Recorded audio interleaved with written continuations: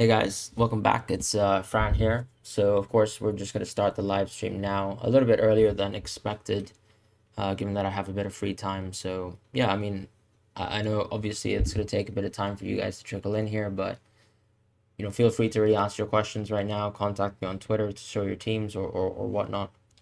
But I think there's a couple kind of interesting issues at fold. I would say we have Cristiano Ronaldo coming in, and a couple other players as well who are set to come in into Fantasy Premier League probably within the next few weeks. And I think a lot of the discussion comes around actually whether you want to keep maybe like that kind of core of Salah and Fernandes on your team, because there really might be a situation where I think you could actually probably go for one of Salah and Fernandes in the midfield and then go for a premium in terms of the striker position instead, and have that be a little bit of a better setup in my opinion.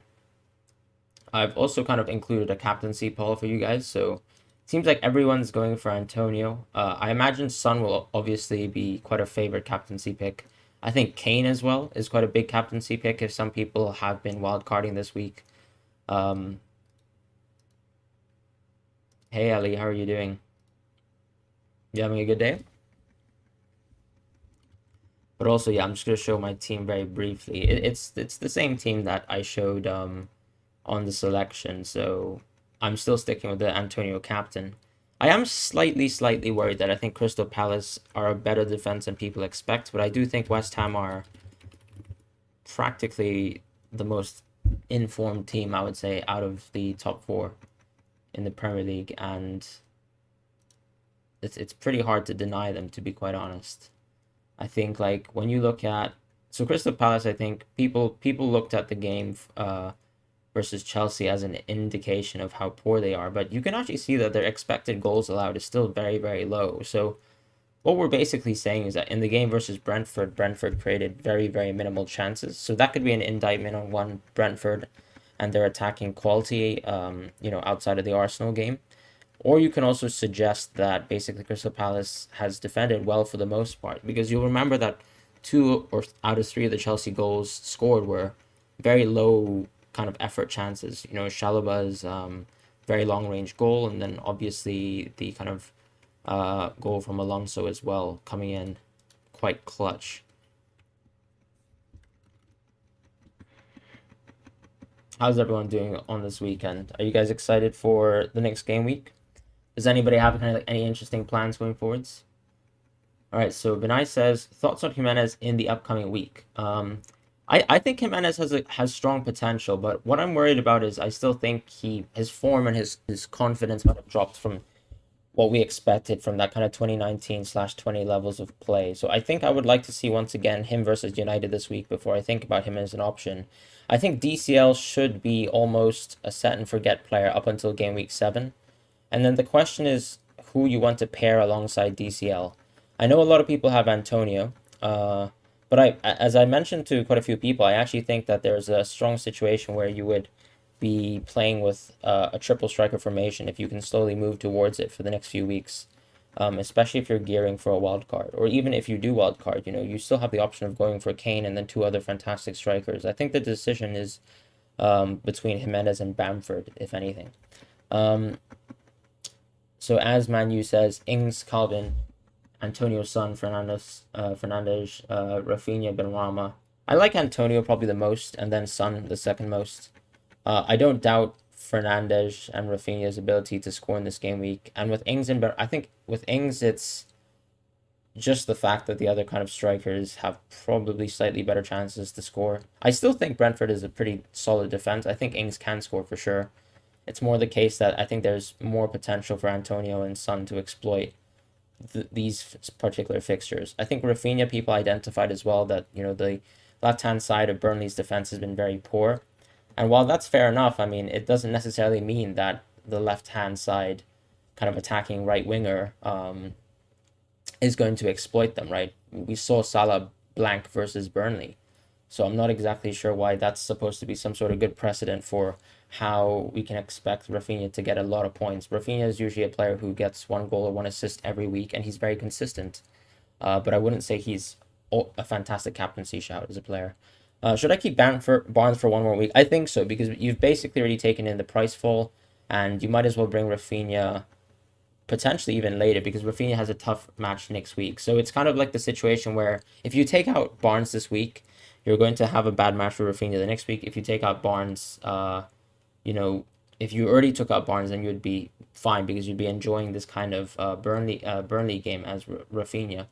But ultimately, Barnes gets to play versus Norwich, so it's quite nice. I'm also quite torn between Son and Antonio, but I think Antonio makes a bit more sense. You've had Steve says I've had a bit of a disaster.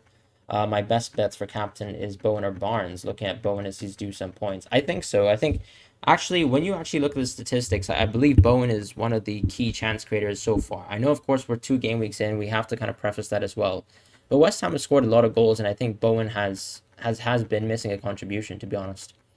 Um, yeah, no worries about the cheat sheet, guys. Hey, James, nice to actually see you on a live stream. I've decided to kind of host the live stream at I think a more welcoming time for some of the people living in Asia and also some of our fans as well in the UK could probably be enjoying a lunchtime break as well.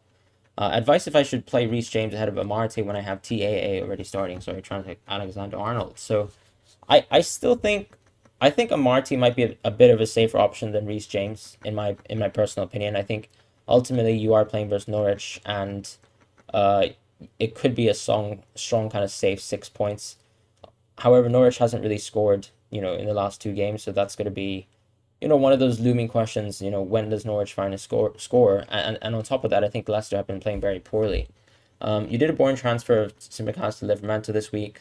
Two free transfers. I think so. A lot of teams who had, template teams coming into game week 1 ultimately don't have many transfers to make. And I like the Simicast to Livermore transfer. I know it's safe, it's boring, but ultimately if you were a well planned individual and you liked you like the state of your team, I can't see the point in doing anything too aggressive, right? I actually do think that a wild card post game week 3 is very interesting, and I will be making a video about that.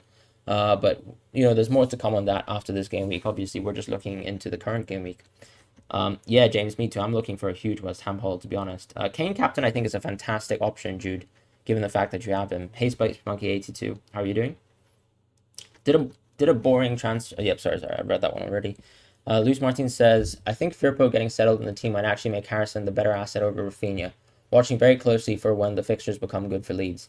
That, for me, I think what's nice about Harrison is he's dropped in price, right? So Harrison is now a 5.9 option player, which means he obviously clearly has more value, like on a price per, kind of like on a per pound basis, right? So I do think, yeah, Harrison is very interesting as an option. And if I don't have the space for Rafinha in my team, then obviously I would go for Harrison. But I'm also looking towards seeing whether Leeds are able to incorporate Bamford back a little bit more because I do think he's an option.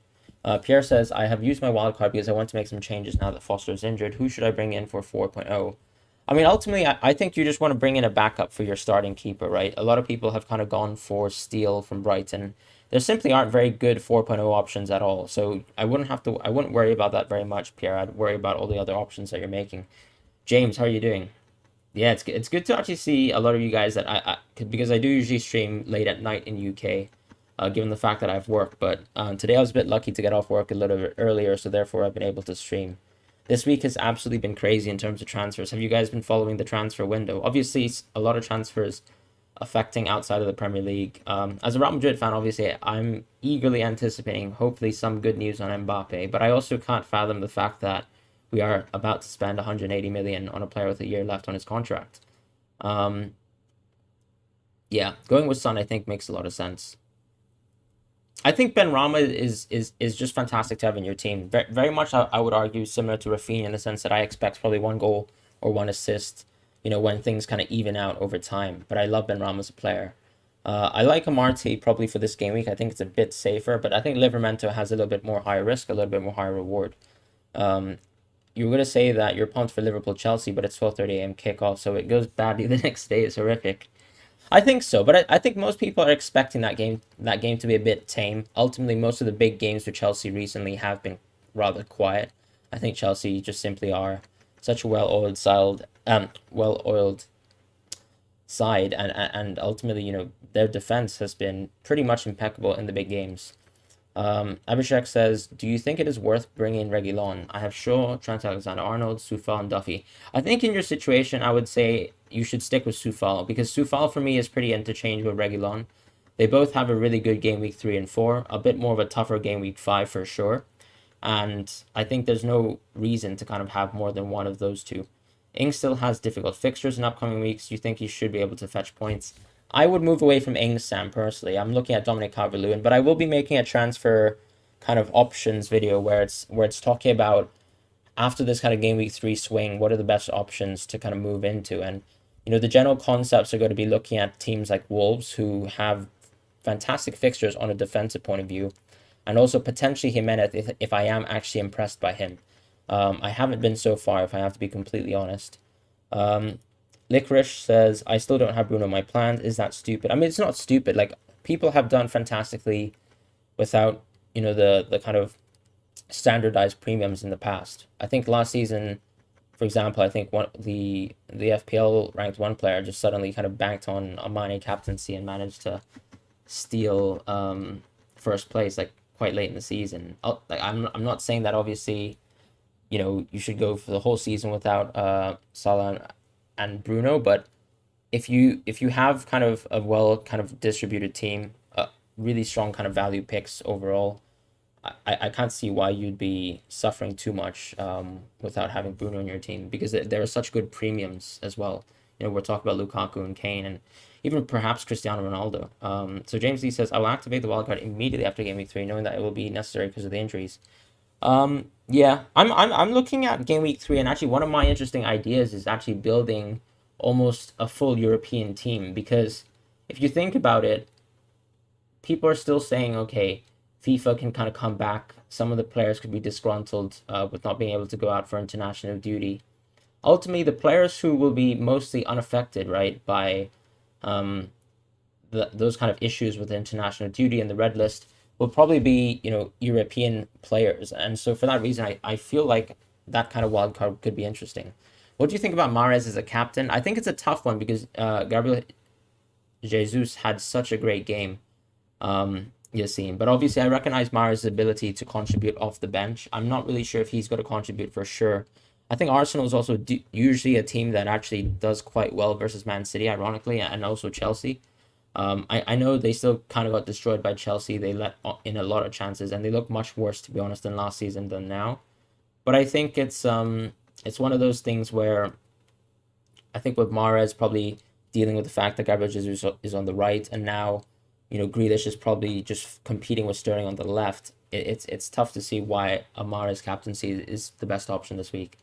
It's definitely a differential, and I'm not saying it's terrible, but I think there are better picks in my opinion. But sometimes going with the better picks and the conventional picks, it doesn't always work out. But over the course of the season, it does pan out. Let's see. Space Monkey says, all good, just cold. Where are you at right now, actually? It's not too bad right here in London, to be honest. Yesterday was quite a warm day, but today a bit tamer. Pierre says I've used my wild card because I have some players I really wanted in. I think I responded to that already, Pierre. Apologies if I reread your message. So I've missed a few chats here. So Harry says I'm back with another haul. Was 38k last week, now 9,800. Awesome, Harry. That's fantastic. Any kind of big changes this week, Harry? Umar says, I took a really aggressive approach and made 3 transfers to get DCL in. Okay, so we're taking a -4, I imagine. Hopefully it works. I mean, I think going for DCL now probably makes sense because I think I imagine you were forced into it due to the kind of the pricing issues probably, like given the fact that he was hit for like set for a price rise. So I can understand taking a -4 so that you can kind of enjoy DCL for the next few game weeks. And ultimately, it seems clear that Everton have like a direct attacking philosophy that benefits him. Someone says, I think Robbo starts Klopp. Klopp almost suggested in his press conference. Yeah, I think so. I mean, I think it was a solid choice to kind of move out of Tsimikas, and obviously you can see Livramento has kind of preemptively gone up in price as well before that. So it seems like most people are on the same page. Do you play Brownhill or Marte? I think definitely you play Marte this week because it seems like Vestergaard is injured. Why did I pick Livramento over Duffy? You're leaning towards Duffy because he had good fixtures in weeks 4 and 6.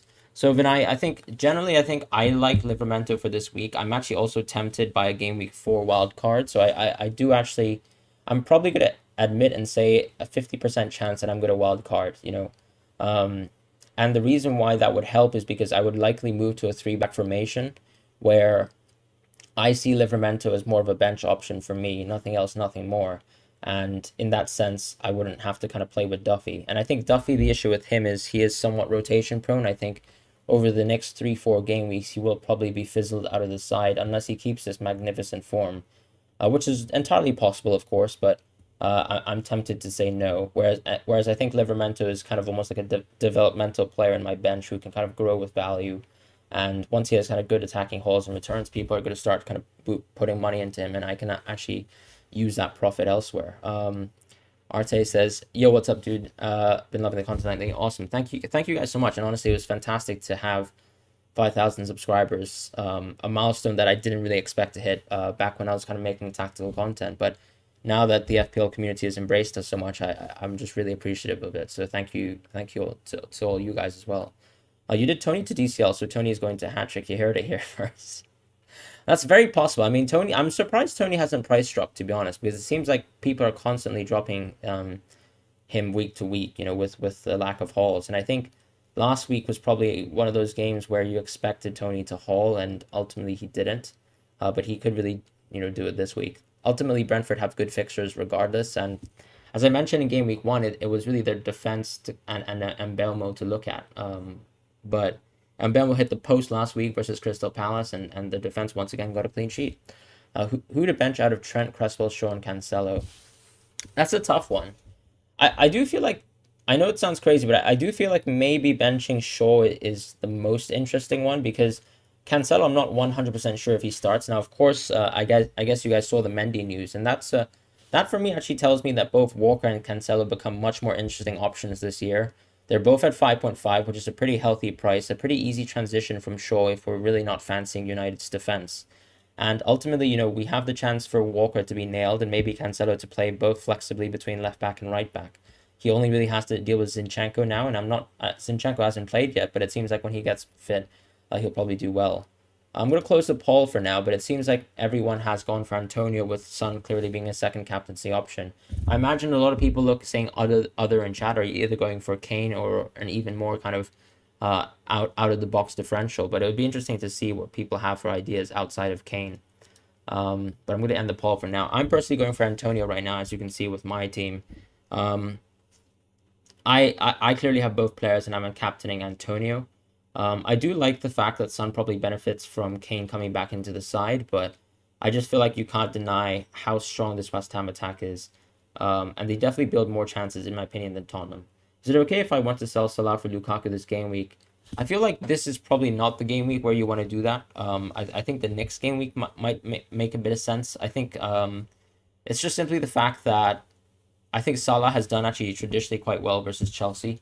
They're also playing at Anfield, which is quite an advantage, I would say, in terms of a defensive point of view for Liverpool. And on top of that, I think, I'm not exactly sure if Lukaku's going to haul huge this week. I actually think that maybe if you were to drop Salah this week, I would drop him for Kane, to be honest. Just given the fact that Kane has so much more of a nicer fixture. No Leeds players. Are you anticipating them given the fixture switch? Yeah, that's pretty much where I'm planning to go. I do maybe plan on wild carding, and that will kind of allow me to go for 1 or 2 Leeds players.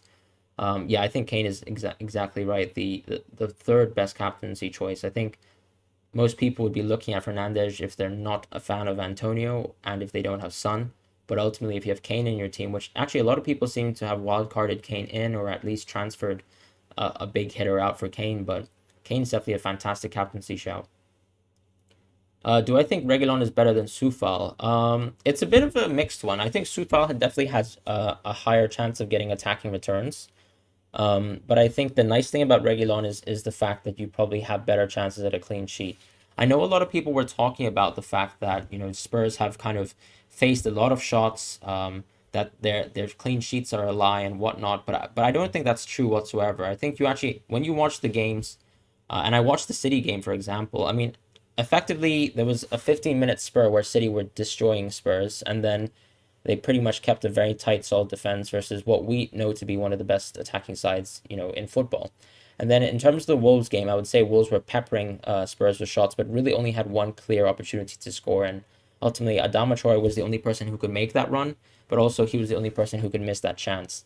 And yet, and what I would say is, there aren't such kind of um, like so many similar situations when you're looking at the Crystal Palace and the Watford side and over the next 2 weeks where you're saying Reguilon's definitely going to collapse and struggle in behind. I think people do like the fact that Sarr might match up well versus Reguilon, but ultimately I actually think the Spurs defense is kind of building something here and they are very decent.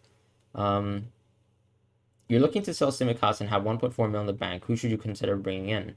The other defenders are Trent, Shaw, Chambers, or Bamidele. I imagine it's probably just upgrading Chambers, and we're probably going to be talking about either a 6.0 or a 5.5 option. As I mentioned, I think Diaz is a safe option, but Man City do have slightly rougher fixtures ahead. And I think with Chelsea, if you're looking to bring in a Chelsea player after Liverpool, it does make sense. Reece James is an interesting shout, to be honest. But if we're going back to City, I think even at 5.5, we're talking Cancelo and Walker being very interesting.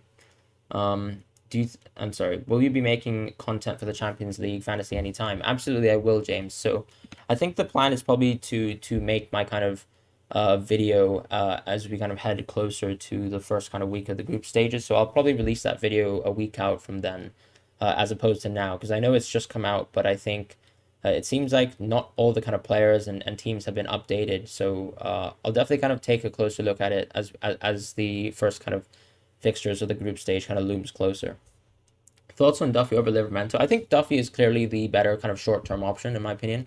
I think Duffy is clearly the player who can get clean sheets much easier than Livermento. But I see Livermento as a long-term enabler in my team because I do plan on moving to a three at the back formation, which means that I really see Livermento playing a bench role for me. But if you are actually looking for Duffy to start for the next 2 game weeks and you do like targeting those Brighton fixtures, you might even like doubling up on Brighton defenders, then I can completely see why Duffy would be the better option right now. How likely is the Richarlison transfer to PSG? Unfortunately, I don't really know many contacts in terms of the transfer space, but Rafa Benitez did kind of issue like an exclusive notice saying that they wouldn't be looking to sell Richarlison right now.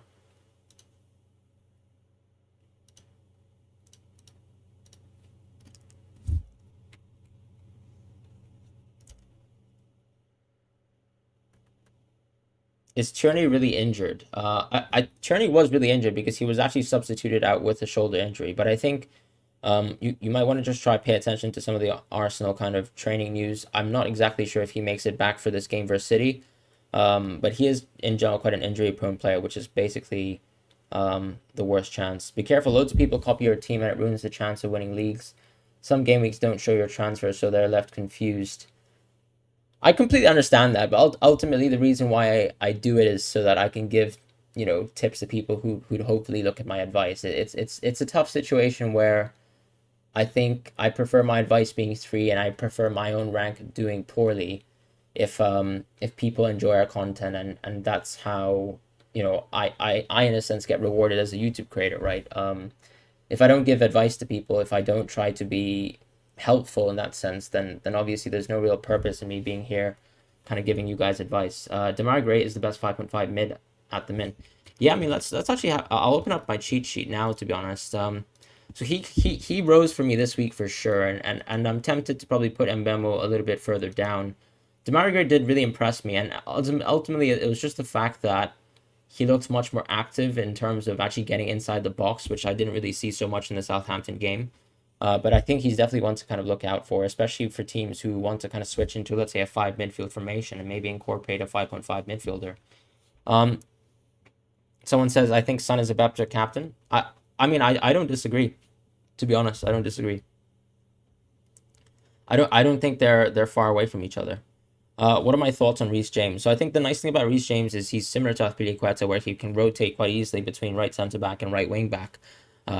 Him probably being a right wing back is the kind of stable solution for Chelsea, in my opinion, long term. I think that it's a similar situation to maybe last year, where when kind of when we expect a bit more rotation in terms of the Champions League and European fixtures, we might see Reece James being rested a game or two, and it's kind of going to be a similar situation to Cancelo, I think, when Man City were kind of really on a hot run last year. So I think that would be the interesting thing. Lingard is staying, so good for us. Good for us being Man United, I guess, or do you like Lingard off the bench? Ben Rama Vices, it makes a lot of sense. I mean, if you're really kind of fully into the West Ham side, I hope you still make some tactical content, maybe something on the big games anyway, LFC slash Chelsea. Definitely. I think I will be making a Liverpool slash Chelsea video. I think just recently, in terms of the fixtures that we've been watching, it's just been a little one sided, in my opinion. Like, I would have loved to have covered West Ham and a tactical analysis of West Ham recently. But I also felt, looking back at the game with Leicester, I mean, playing versus 10 men, it's hard to kind of say that tactical analysis would be very relevant to that kind of game, if you know what I mean. But I'd happily do that if the Liverpool Chelsea game lives up to expectations. Do you think Salah, Son, Pogba, Fernandes, and Midram is a good midfield? I know you're not a fan of Pogba. I do like Pogba as a player. I'm just not a fan of him in FPL. I can't deny the fact that he is probably one of the best FPL players right now, as the season has started. But the season is long, and that's basically where I see Pogba going long term. I think you can still play with Pogba this week or even the next 2 weeks, and if he starts to fizzle out in form, you can kind of move away from him because you've already kind of profited 0.1 over him. Mbemo or Sar? I'd probably still say Sar. I mean, but there's obviously a clear price upgrade there. Um, who do you plan to bring in when playing the wild card? So I have two kind of plans with the wild card myself. One being kind of a European only team. This is just in case FIFA kind of issues some sort of last minute kind of punitive measures for the Premier League teams and maybe allows for these players to finally go on international leave in the red list countries. The alternative is probably going to be a bit more of an aggressive one where I'd probably move into still like a 3-4-3 formation because I do really like going with three forwards, I think, within the future game weeks. I think when you look at it, Jimenez and Bamford are probably players that you have to kind of pick between, and then Dominic Calvert-Lewin plus one of Kane or Lukaku is super interesting as a triple threat front line. And I think with the midfield, you can now probably afford to have a four-piece midfield, in my opinion, where it's probably going to be something like Benrahma, Rafinha, and then two other players, in my opinion. And then in terms of the defense, I'm still probably set on the fact that I have Trent and I'm going to keep him. Maybe I'll think about moving Shaw on in a wild card, potentially early on to go into Reece James, but that would be another kind of thought for another day. But that's kind of my rough team if I'm not going for the European team that I was mentioning. Um,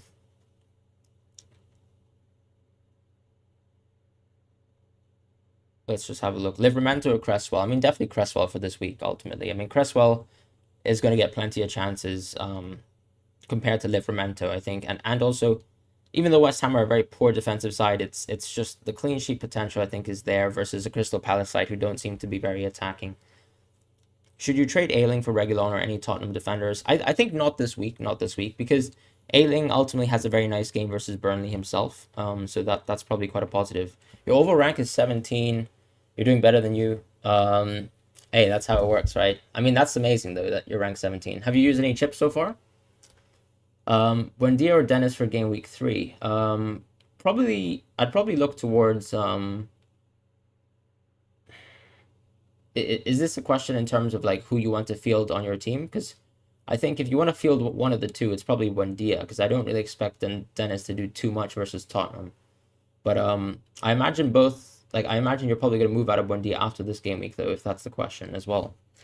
Livramento or Marty? I think probably a Marty is the safer choice. Probably a safer selection that lets you get that kind of easy 6 points. Um, what are your thoughts on Reece James? I think I've answered that already. So I really do like him as a player, but not necessarily to kind of look within this week. Who clean sheets this week?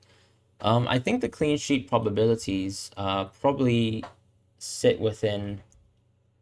I imagine City has a good chance of getting a clean sheet probability. We're talking about Laporte. If you actually have the opportunity to do like a 1 week play, 5.5 quite interesting. You might get Reguilon next week as people might start to drop him because of his fixtures. Um, I think yeah, ultimately when you look at the fixtures, only that Chelsea fixture is tough for Spurs, right? And when you look at that the kind of Arsenal that we've seen so far. It's just been really poor. Someone asked if Tierney is really injured, and I think he was injured, but I'm not sure if he's recovered in time. Is Son confirmed to be fit? Yes, he's fit. Son is actually fit. He was also playing around 10-15 minutes yesterday versus Pacos de Ferreira as well. Third overall, didn't use any chips. Yeah, that's amazing. Does he have Pogba in his team? Spurs should not be underestimated. Bear in mind, Kane and Romero have not started yet. They're only going to be stronger. I think so. I really like Brian Gill as a midfield option as well, especially since they're probably not going to play with Ndombele in the future. Son is not really a differential captain, but I think he's a fantastic captain pick. Amarty or Ailing, tough one. I'd probably say Amarty just because Norwich seems so poor. Who should I pick to play, Tony or Tanganga? I think Tanganga is probably the safer pick in my opinion. I do think it's quite a. I think it is, in my opinion, what should be an expected clean sheet. I think Spurs have a good clean sheet as well. Going back to Todd's question, thoughts on Semedo as a differential? I think he's a fantastic differential, especially after this week. He clearly is the most, I think, effective attacker in terms of when you look at the defenders, right? So Marcel, who's at 4.5, is interesting because he's at a 4.5 price, but even though he started the two first games at left wing back, I think the quality of chances and the quality of crosses he made were quite poor. He's clearly a much better defender than he is an attacker, and Semedo is someone who can easily get into the box, and actually he can create havoc versus defenses. There's no fun in fully copying someone's team. Yeah, I understand why people do because they probably play in some sort of private league or whatnot. But I think the best thing to do really is just to, it's good to actually hear people's advice. Also listen and kind of watch things that you might not have paid an open eye to. So for example, like let's say like someone who didn't watch the preseason would never have thought about Benrahma as an interesting option, right? But because I was watching preseason, I was able to suggest Benrahma to you guys very early on. 2 to 3 weeks before the season started.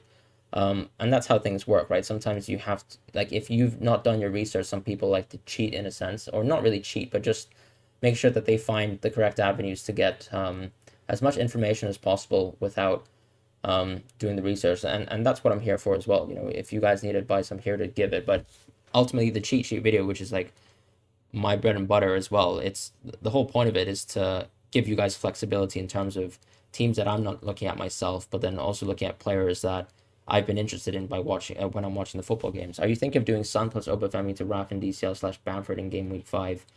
I'm actually probably looking to wildcard, to be completely honest, post Game Week 3. But I can see myself going DCL and then Raf subsequently as well, as you kind of suggested. Should you use triple captain on Antonio? Probably not. I do think Crystal Palace have actually shown to be quite a good defensive side. Any thoughts on Mahrez? I think the issue is he's basically under some sort of rotation threat, right? So that's the issue with Mahrez for me.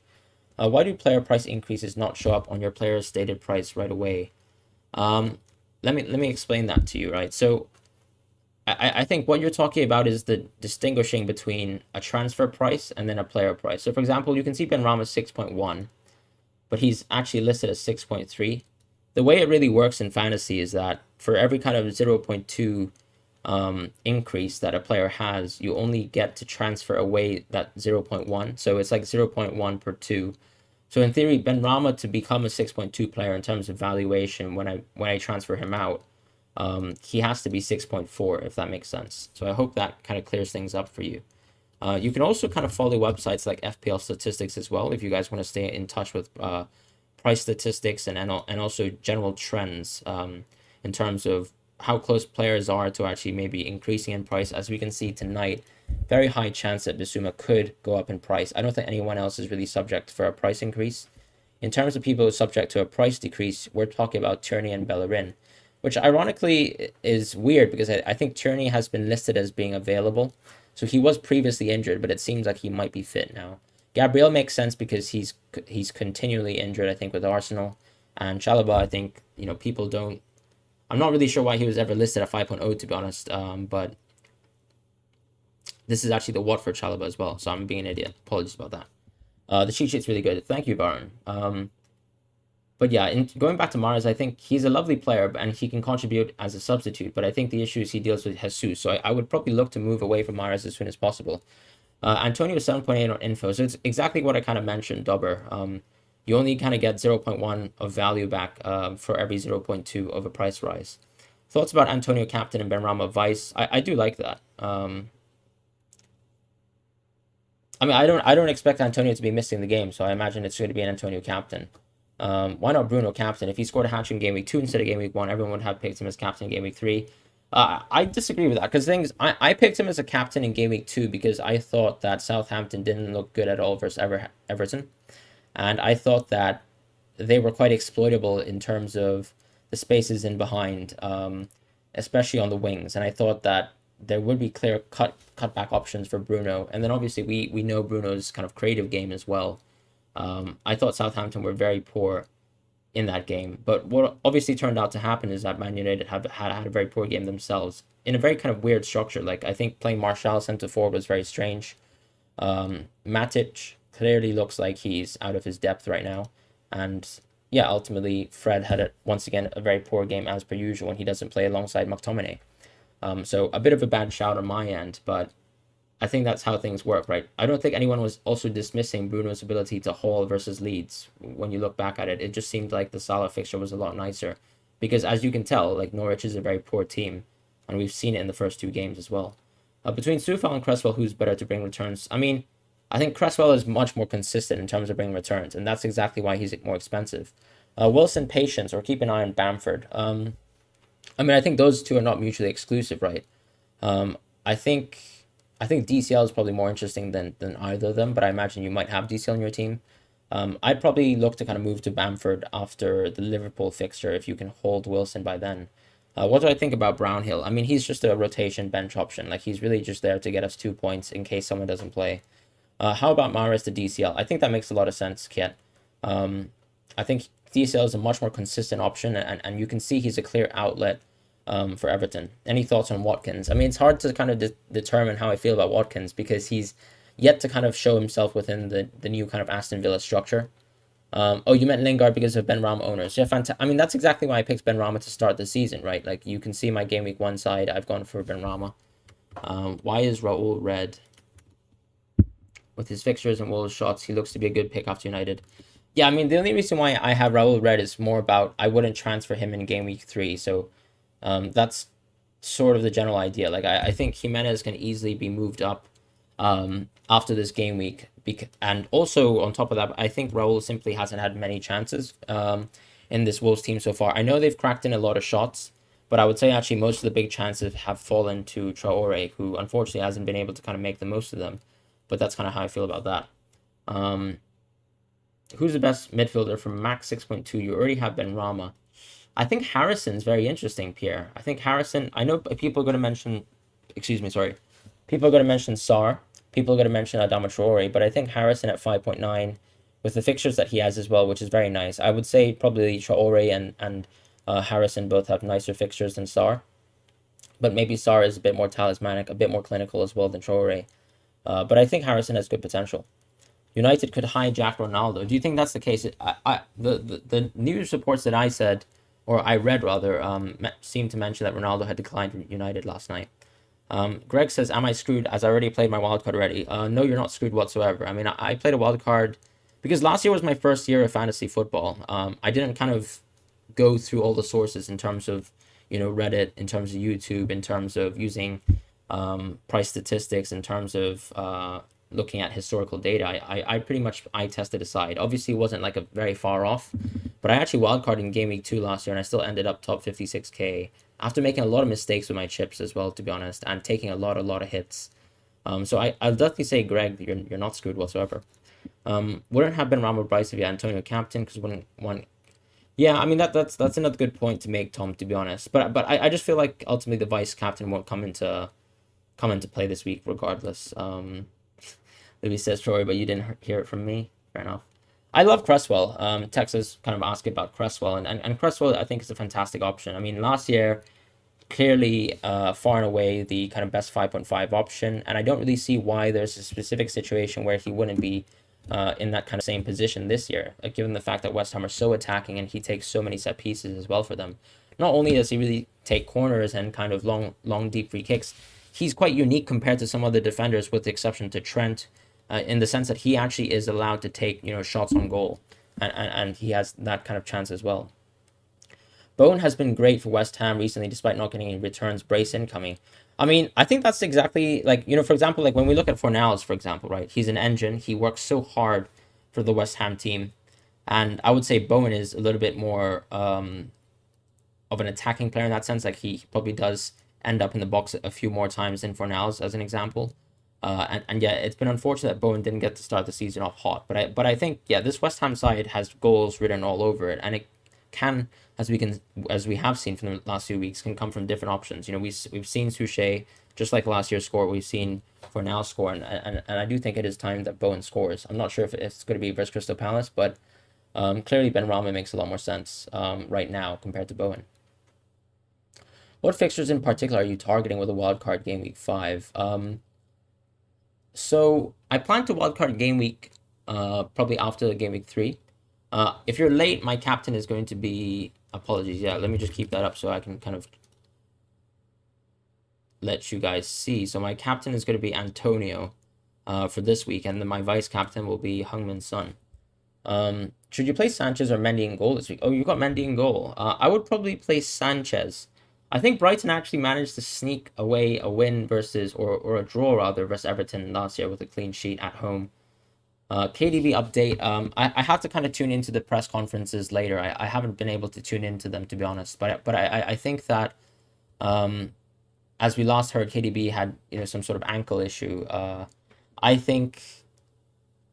I mean, it's tough that you still have him in your team. I would have expected you to have kicked him out by last week, but I would say maybe try and have a search for a Pep Guardiola press conference and see how he's reporting on the KDB situation.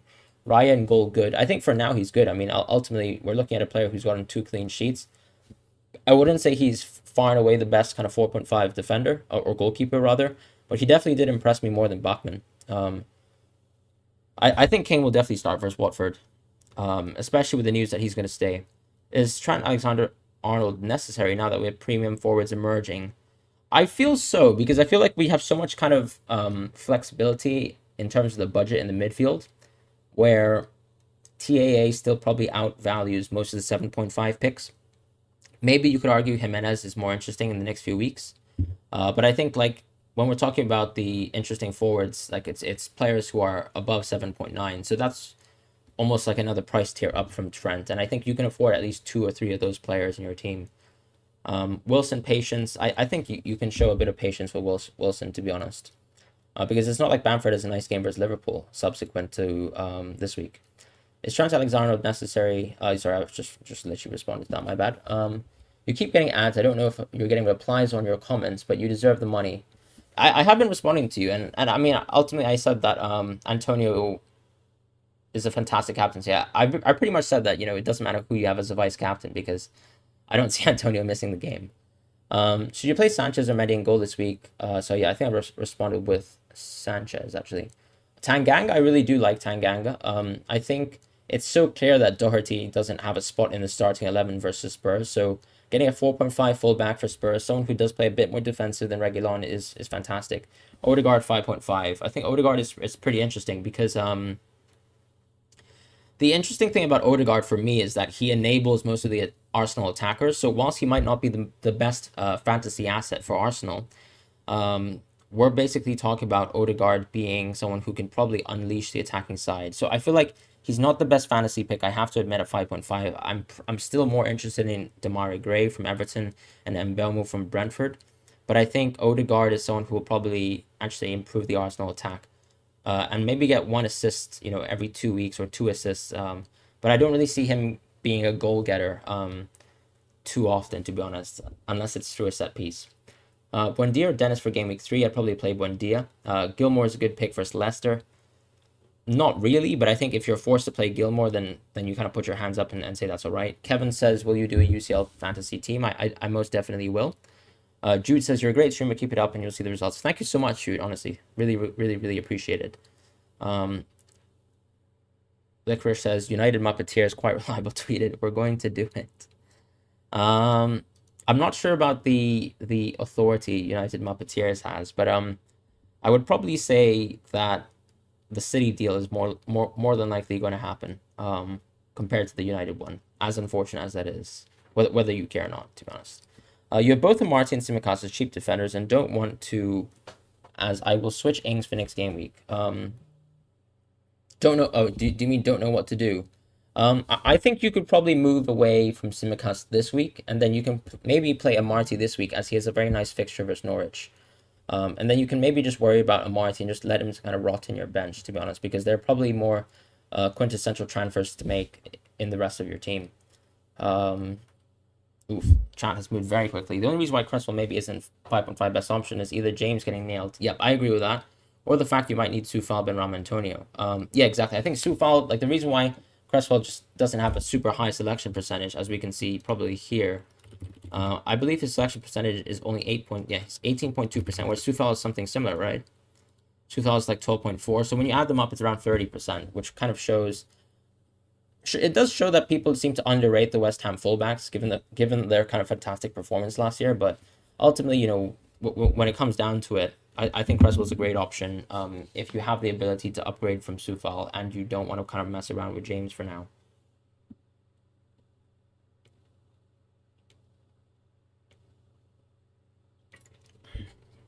Leafs, yeah. I saw you mentioning about how the third overall team doesn't have chip suits, which is fantastic.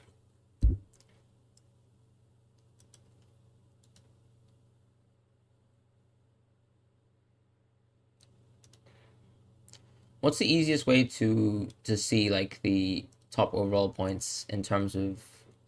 My bad, I'm an idiot. He probably has Pogba, right? He doesn't have Pogba. Wow, that's great. Captain Salah had Duffy in his team. Okay, fair enough. Yeah.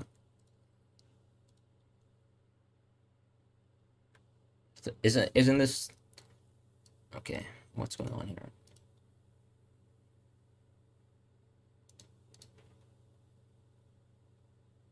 When you say third overall, do you mean fourth overall? Because this guy's joint second right now, and it seems like he used the chip. But going back to the chat slightly, should I play Ailing instead of Tony this week? I think Ailing is definitely the safer pick, and I think Burnley probably won't attack too hard versus Leeds, and but Tony probably is the riskier option, but someone who could maybe finally haul. Is Antonio and DCL good? Fantastic. That's a fantastic double pairing. Buendia or Dennis for game week 3? I think I've responded to that. Sorry. Tanganga, absolutely yes. I think he's great as a 4.5 option. Why have you captain Antonio over Son? I think it's just about, like, simply put, like, how many chances that West Ham have consistently created within the last 2 game weeks. I know it's a very small sample size, but that does kind of pay attention to form as well. And I think when I'm watching Palace, while they do seem quite organized, I think that West Ham front four is very, very tough to deal with. Whereas I think Kane could also have a very good game versus Watford, which would take a little bit of shine away from Son. But I think Kane definitely giving the space for Son to shine will definitely help with Son. It was just more so the case that with Antonio's form being so good, I couldn't really deny it. What's the best way to split 9.3 mil for 2 defenders? I mean, my question back to you, John, would be, do those 2 defenders need to start for your team consistently? Or are you looking for one bench option and one starting option? Because if it's the one starting option, then it's the 5 mil and the 4 mil. If it's the kind of 2 starters option, then you might want to just go for 2 4.5 midfielder defenders. And if you're looking for 2 4.5 defenders, I'd probably suggest Tanganga and probably a Wolves defender. Even though obviously Wolves have one tough fixture this week, but subsequently great games. Lukaku and Dyer set to rise both over 100%. That Lukaku rise was slow though. Yeah, I think on Tuesday night, Lukaku was so close to a price rise, but it didn't happen. Replacement for St. Maximin. I think he's a 6.0 striker, is he not? 6.5, sorry, my bad. I would say. So it seems like St. Maximin might actually be fit, by the way. If you actually listen to the press conference of Steve Bruce, it seems like he might be ready to play. It's gotten to the point where people are starting Livramento. I'm starting Livramento, but then I'm planning to move away from the 4-back structure, basically. Son be missing way too much chances. I wouldn't say he misses too many chances. I think Son is probably one of the more clinical players in the league, but it's more the case that like Tottenham as a team don't build too many chances.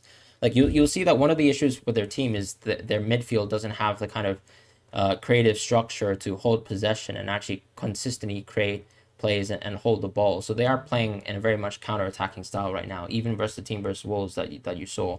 So that's how things are right now. You're a Saints fan and you think you should realize that he has been amazing so far. Newcastle's a great fixture attack wise.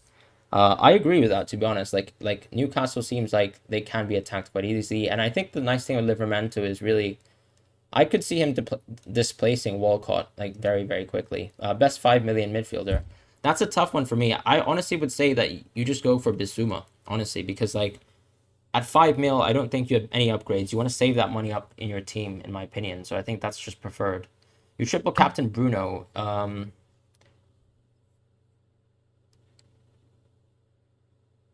I'm sorry. Did you say is 3 points good, or do you mean are you triple captaining Bruno for this week? Apologies if I'm misunderstanding. Son is the most clinical finisher according to statistics, and the reason why you can tell that is because Son's expected goal statistics are very very low, whereas Son has vastly outscored his expected goals. So like, let me show you guys what I'm talking about last season. So if we look at the Premier League stats from the previous year.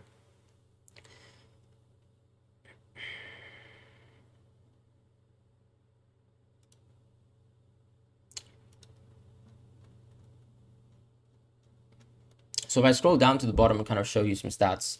So you can see Son was fourth place, right, in terms of goals scored, so 17, which is a fantastic haul. And then if we actually look at expected goals, you can see that Heung-min Son is nowhere to be found. So basically what we're saying is that Son vastly outscored his expected goals, which means that he basically outscored how many good chances he had. Does that make sense? And because his XG compared to goal scored is so high, and there's such a vast difference where the XG is so low and the goal scored is so high, you can clearly tell he's a good finisher. Now, of course, some people can have one great season, but we know Son is a consistent finisher, so Son is clearly a clinical finisher. Should I take a -4 to get Mahrez out? I wouldn't think so. I do like the move to Traore, because the thing is, Traore doesn't really have a lovely fixture this week. Traore has lovely fixtures after this week, so I would probably say, it makes sense to probably stick out with Mahrez this week, because what you're saying is that I think the only situation where that makes sense is if Traore hauls, one, and then two, Mahrez doesn't haul whatsoever. And there's a -4 kind of difference in terms of their points expected, and I wouldn't say that's the case. Is Dyer better than Livramento? If Dyer continues to play, yes, but I think I really can't tell you who's going to be rotated out for Romero. No one talks of Ings captain. Your captain in game week 3. I mean, that's totally fair enough, and that's your prerogative for sure. I don't think Ings is a bad option whatsoever. Best striker 7.8. What do you mean by 7.8? Is he not an 8.1 striker? Or do you mean Antonio? Thoughts on Leicester defense, Amartey or Sarr this game week? I mean, Leicester defense isn't great, but they are playing versus one of the worst attacks in the league so far. So I would probably go for Leicester defense. What's my suggestion for 6 mil midfield and below? I think there's 3 good options. We're talking about Sarr, Traore, and Harrison from Leeds. I feel like you don't go for Harrison if you have Rafinha in your team, but I think Harrison's interesting after the Liverpool game. If you must get an option in right now, I'd probably say go Traore, but I feel like right now the 6.0 range isn't that interesting for me in terms of players. I feel like most people already have Benrahma and Rafinha. I don't think there's a reason to go lower than that. And if your budget doesn't allow it, then I'd probably rather you upgrade your forwards. Any Benrahma alternatives? Just look at the Man U West Ham fixture. We'll have 5 players at least in it.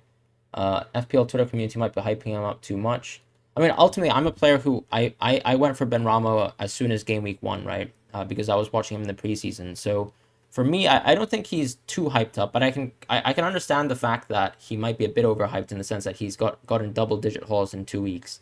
And I don't expect that from him every week. But at 6.2, we're talking about those being ridiculous hauls, and I think for that reason, he's super interesting. And when we kind of look at Lingard last season, when he was in that kind of form, he was undeniable. You pretty much wanted to have him in your team. And if you're kind of just rejecting him on the basis that he was doing too well, then that's not really like too logical in my opinion. Someone did mention a good one to pick is Cody. I think Cody exactly is an interesting one in terms of Wolves. Sorry, Cody is probably the most nailed on defender. The issue with Kilman is probably he might be rotated with William Bully coming back. And then with Marcel, he does have a little bit of rotation threat with Ait Nouri. But Marcel has actually started back-to-back games for Wolves, which is interesting. Um, you have Salah, Bruno, Barnes, and Sarr. You know you should get Benrahma, but should you save your transfer or remove either Barnes or Sarr for Benrahma? I think the right option would have been to move Barnes for Benrahma, which I suggested to most people last week. But I feel like if you have Barnes this week, he has a good fixture. I would maybe move away from Sarr for Benrahma. I feel like Watford won't have too many chances to attack Tottenham, but people do seem to think that Reguilon is a poor defender for whatever reason. So if you think that Sarr can kind of blow by Reguilon and create chances like that, then maybe stick to Sarr. But I do like Benrahma for this week. And if you're ever going to go for Benrahma, it would be to attack game weeks 3 and 4. So that's how I feel about that. Could Salah miss game week 4? I think as of right now, we probably would say no due to the Premier League statement that was made. And I feel like the only kind of punitive measures that would happen to the Premier League clubs would just be fines and things of that sort. I don't really expect Salah to be playing. I know the Egyptian FA said that Salah would be on the list if they could actually get him to the game. But it seems like that's not going to happen. You're going Trent and Rob will double up. I would probably say avoid it for this week, but that could be definitely a medium-term plan to look into. Thoughts on changing Trent for Reguilon so you can get Fernandes? I think this is not the nicest fixture for Fernandes. I know Fernandes is arguably someone who's fixture-proof because even in tough games he could get a penalty. And I'm not saying he's just good for a penalty, but we know that his kind of in terms of like just pure like on field or rather like open play goals and assists have dropped versus tougher sides. I wouldn't say Wolves is by far and away a super tough side, but I think this week is a tough week for most players, and I think if you have a double transfer, you still probably want to have Trent going forwards. He's a bit more of a set and forget player. I'd probably rather change someone else for Reguilon in my personal opinion, even though I do love Fernandes as well, and as you can see, he is in my team.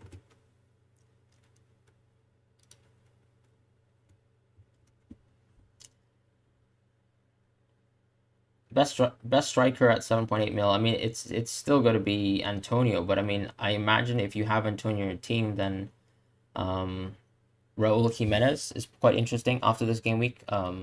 It's such a shame that you can't go for Bamford, so I think the best option at that point is going to be Jimenez. Someone says choose Bamford. Ahmed says, I feel like with Wolves defenders, you can't expect attacking returns besides I mean, you can expect returns from Semedo, but he's obviously a 5.0 defender. Which game week for wild card? I mean, I think people are targeting game week 7, or even as early as game week 3 and 4. Would you start Ayling or Tony? I'd probably say Ayling. What do I think about Fornals? I think he's a fantastic football player, not exactly a great FPL asset, because for me, he plays a little bit deeper, and he works extremely hard for the midfield so that the attack can function. And so I feel like over the course of the season, he'll just have less kind of expected returns than someone like Benrahma.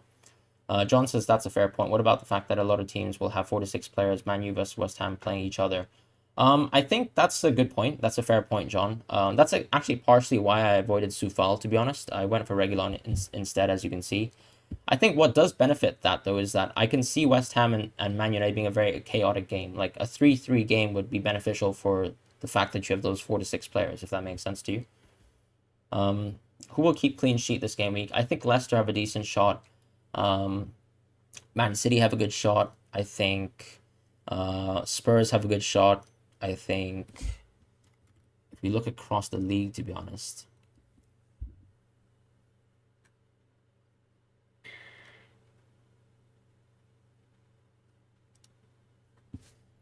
I think Aston Villa have a good shot, to be honest. I'd keep a clean sheet. I'd probably restrict it to those teams, to be honest. Yeah.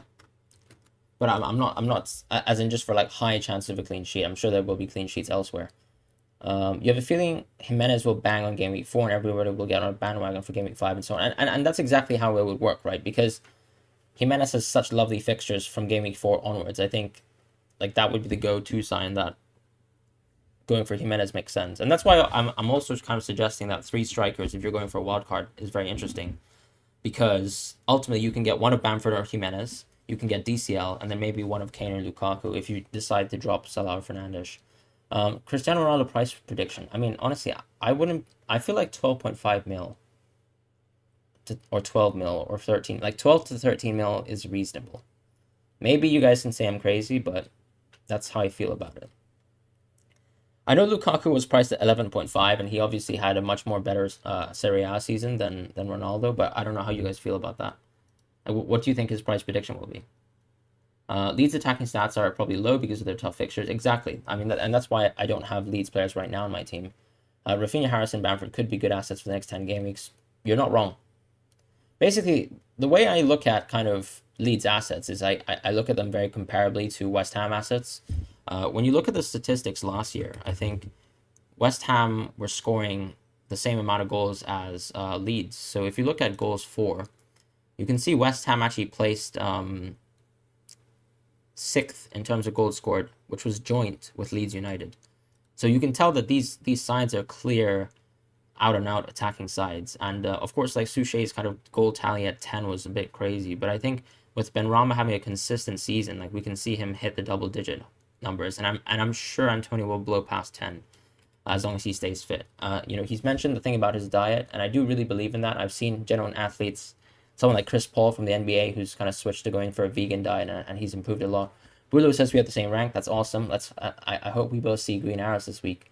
What is the best 4.5M defender option? So I think this week it's not a good one, but I think Wolves defenders will be interesting past this week. I think if you're saying for the short term, I think Tanganga is super interesting for me, and that's generally how I feel about the 4.5s. I know people have been looking at Brentford defenders, and if you must go for a Brentford defender, I would say Rico Henry, who's still sub 4.6, but yeah. Thoughts about transferring Bamford in? Yeah, I agree. You should definitely transfer Bamford in if you feel like you have the opportunity to do so. But I still would slightly prioritize DCL right now. Which one do you think I should choose, Ayling or Livramento? If you're talking about just this game week, I'd probably say Ayling. It's a bit of a safer choice, but Livramento will probably have less clean sheet odds, but more attacking odds. But you probably want to put your hopes up more in a clean sheet from Leeds. Mings out, Cody in after this weekend for me. I mean, the fact that you have Mings is fantastic. I mean, Mings had such a great haul last week. It's kind of a well masterminded play is what I would say. Ryan Bertrand will play. I'm not 100% sure on that, so I'll have to probably check on that for you. But I would also maybe say have a look at Brendan Rodgers' press conference for that one as well. Does a potential price rise justify a points hit? I wanted to bring in Reece James this week when he was 5.5. I mean, I think this is the best week possible to not get Reece James, right? And that would be a good justification for not getting him in time, in my opinion. But I do think a potential price rise does justify points hit sometimes. The thing is, like, I wouldn't do it in a week where Reece James is set to play versus Liverpool. That's a tough fixture. I don't expect Chelsea to have 38 clean sheets, so I think if they're going to concede versus some of the sides, it better be Liverpool at Anfield. You know what I mean? Pereira or Dean? I like Pereira for this week, to be honest. I don't think Everton have had the best of fixtures versus Brighton away. Should you play Bissouma or Dallas for game week 3? Probably Bissouma. Is Mahrez out for Son good? I think it could be a good option because Mahrez is somewhat rotatable right now, and Son has some nice fixtures if you want to capitalize on that. You did Wood out for Richarlison. I think it's a good option. There was some news that Richarlison could be transferred to PSG, but I don't think that's going to happen, so you should be safe there. And ultimately, Everton have some nice fixtures. You start Amartey or Livramento. I'd probably say Amartey is the safer and better option. 12 mil for Ronaldo, I think, got to improve for 12.5. No, that's fair enough completely. Antonio Benrahma, captain, definitely Antonio for me. Should we wait for the transfer window to end to play the wild card to bring in maybe CR7 Lukaku? I would say probably you pick one of the two. I wouldn't go for the both of them because I think like Man City and Chelsea do have tough fixtures. I feel like honestly, I feel like Kane has better fixtures than both CR7 and Lukaku. You guys might disagree with me, but that's generally how I feel about that. Is Man United approaching C Ronaldo now? Apparently I think they were approaching him last night, but it seems like he rejected them. Greenwood or Son, you can afford both. I think Son is more interesting this game week, but Greenwood could be a consistent option that gives you flexibility elsewhere. So I would kind of put the question back on you and think whether you'd like to upgrade some other pieces in different positions if you can get Greenwood. Should you take a hit to get Tanganga, Benrahma, and Wilson in place of Tony, Barnes, and Dean? I would probably have Barnes still for this week. I don't think Wilson makes a lot of sense right now. I know it looks like a nice fixture versus Southampton, but I still think this Newcastle side is somewhat of a poor attacking side. We literally saw Wilson miss what should have been an easy one-on-one opportunity last week. And I feel like Tanganga is someone that you might be looking at. So I feel like you can simply maybe make two moves out of three if you want as well. Without taking. I don't think there's a need to take a hit. Non-FPL, do you watch FPL? Formula One, sorry. Okay. I don't watch Formula One, sorry. If that's what the question is. If Cristiano wanted to join United, Bruno would be allowed to shoot penalty. Yeah, we might have to take Bruno out of our teams, guys. Start Tanganga over Ailing. I think yes. I agree with that. Will Tanganga keep his spot? Yes, he will, in my opinion, because I think Aurier seemed to be someone that Spurs wanted to move away from. And the nice thing about Tanganga is that Doherty has been playing so bad that people have openly just said that he's. I mean, he was playing versus Packers de Ferreira, right? And people didn't even feel like he was up to the level of that kind of quality of game. So you can see how low the estimations of Doherty are right now. And I think the fact that he played the full 90 minutes just means that Tanganga was getting rested. Reguilon as well is getting rested for the weekend. You need any defender below 5.5. I think so that means you're missing out on Reece James. That's fair enough. I feel like then maybe we can kind of price down, maybe go for Reguilon or Soufal. Or you can kind of play a punt with a Man City player. Maybe you can look at Laporte, who is guaranteed to start this week, or you can look at someone like someone like Walker, who probably benefits from the Mendy news. Because with the Mendy news, actually what happens is that Cancelo probably has more chances to play left back, and maybe Walker has more chances to play just as a nailed-on right back for most of the season, with less chances of rotation with both players. How about Jimenez for Ings? I think it's a very, very fine option. You said Jimenez for Ings and Harrison for Smith. I really like those two transfers, the new channel online. What are my thoughts on Bergwijn over Rafinha? I think I would say no, because I feel like Bergwijn is a very hard-working player, in my opinion. But he's not exactly a goal and assist threat, in my opinion. Isabel, woohoo. Thank you so much for the donation.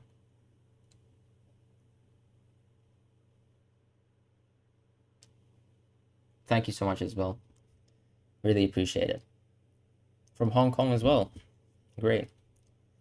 If he goes United, no Bruno in our teams. I don't think Cristiano's going to United, guys. I'm going to be completely honest there. Who should you captain, Fernandes or Antonio? I would probably say Antonio. I think Antonio's effective ownership is super high this week as well. I have to say that. Tsimikas is removed by all my friends, but you have kept him. I've actually removed Tsimikas, so you can have a look at my team here. I don't have Tsimikas in my team. I did the boring transfer to Livramento. Thank you, Isabel. Really appreciate it. When is it worth actually taking a hit? I think you want to take hit in a situation where, for example, you might not have 11 players on the field to play. I think Son or Antonio captain, I would literally say that's like 45-55. I'm just a bit more tempted by Antonio right now, just because West Ham are creating so many more chances. Should you get Reguilon in for Dean? I wouldn't go for a -4, Vuvu. I wouldn't do it for a -4. I feel like you want to take a hit if your squad is in a deep situation where wait, sorry, you bought a City shirt yesterday and you're a Messi fan, not a snake, just like the shirt. Imagine Ronaldo go to City. I mean, I honestly, is it so controversial to say that you're allowed to be both a Messi and Ronaldo fan? I love both players myself. I'm a Real Madrid fan, but I actually own a Messi shirt just because I respect him so much as a player. The United rumor just feels like a way for them to deflect criticism. I agree with that in a sense, because it seems like, yeah, they can kind of make it like a PR statement where they say, oh, we went for Ronaldo, he decided not to choose and go for us. Do you know what I mean, Tony Jr.? I completely agree with you in that sense. Is Amarty playing this week? Yes, he is. Amarty will be playing this week.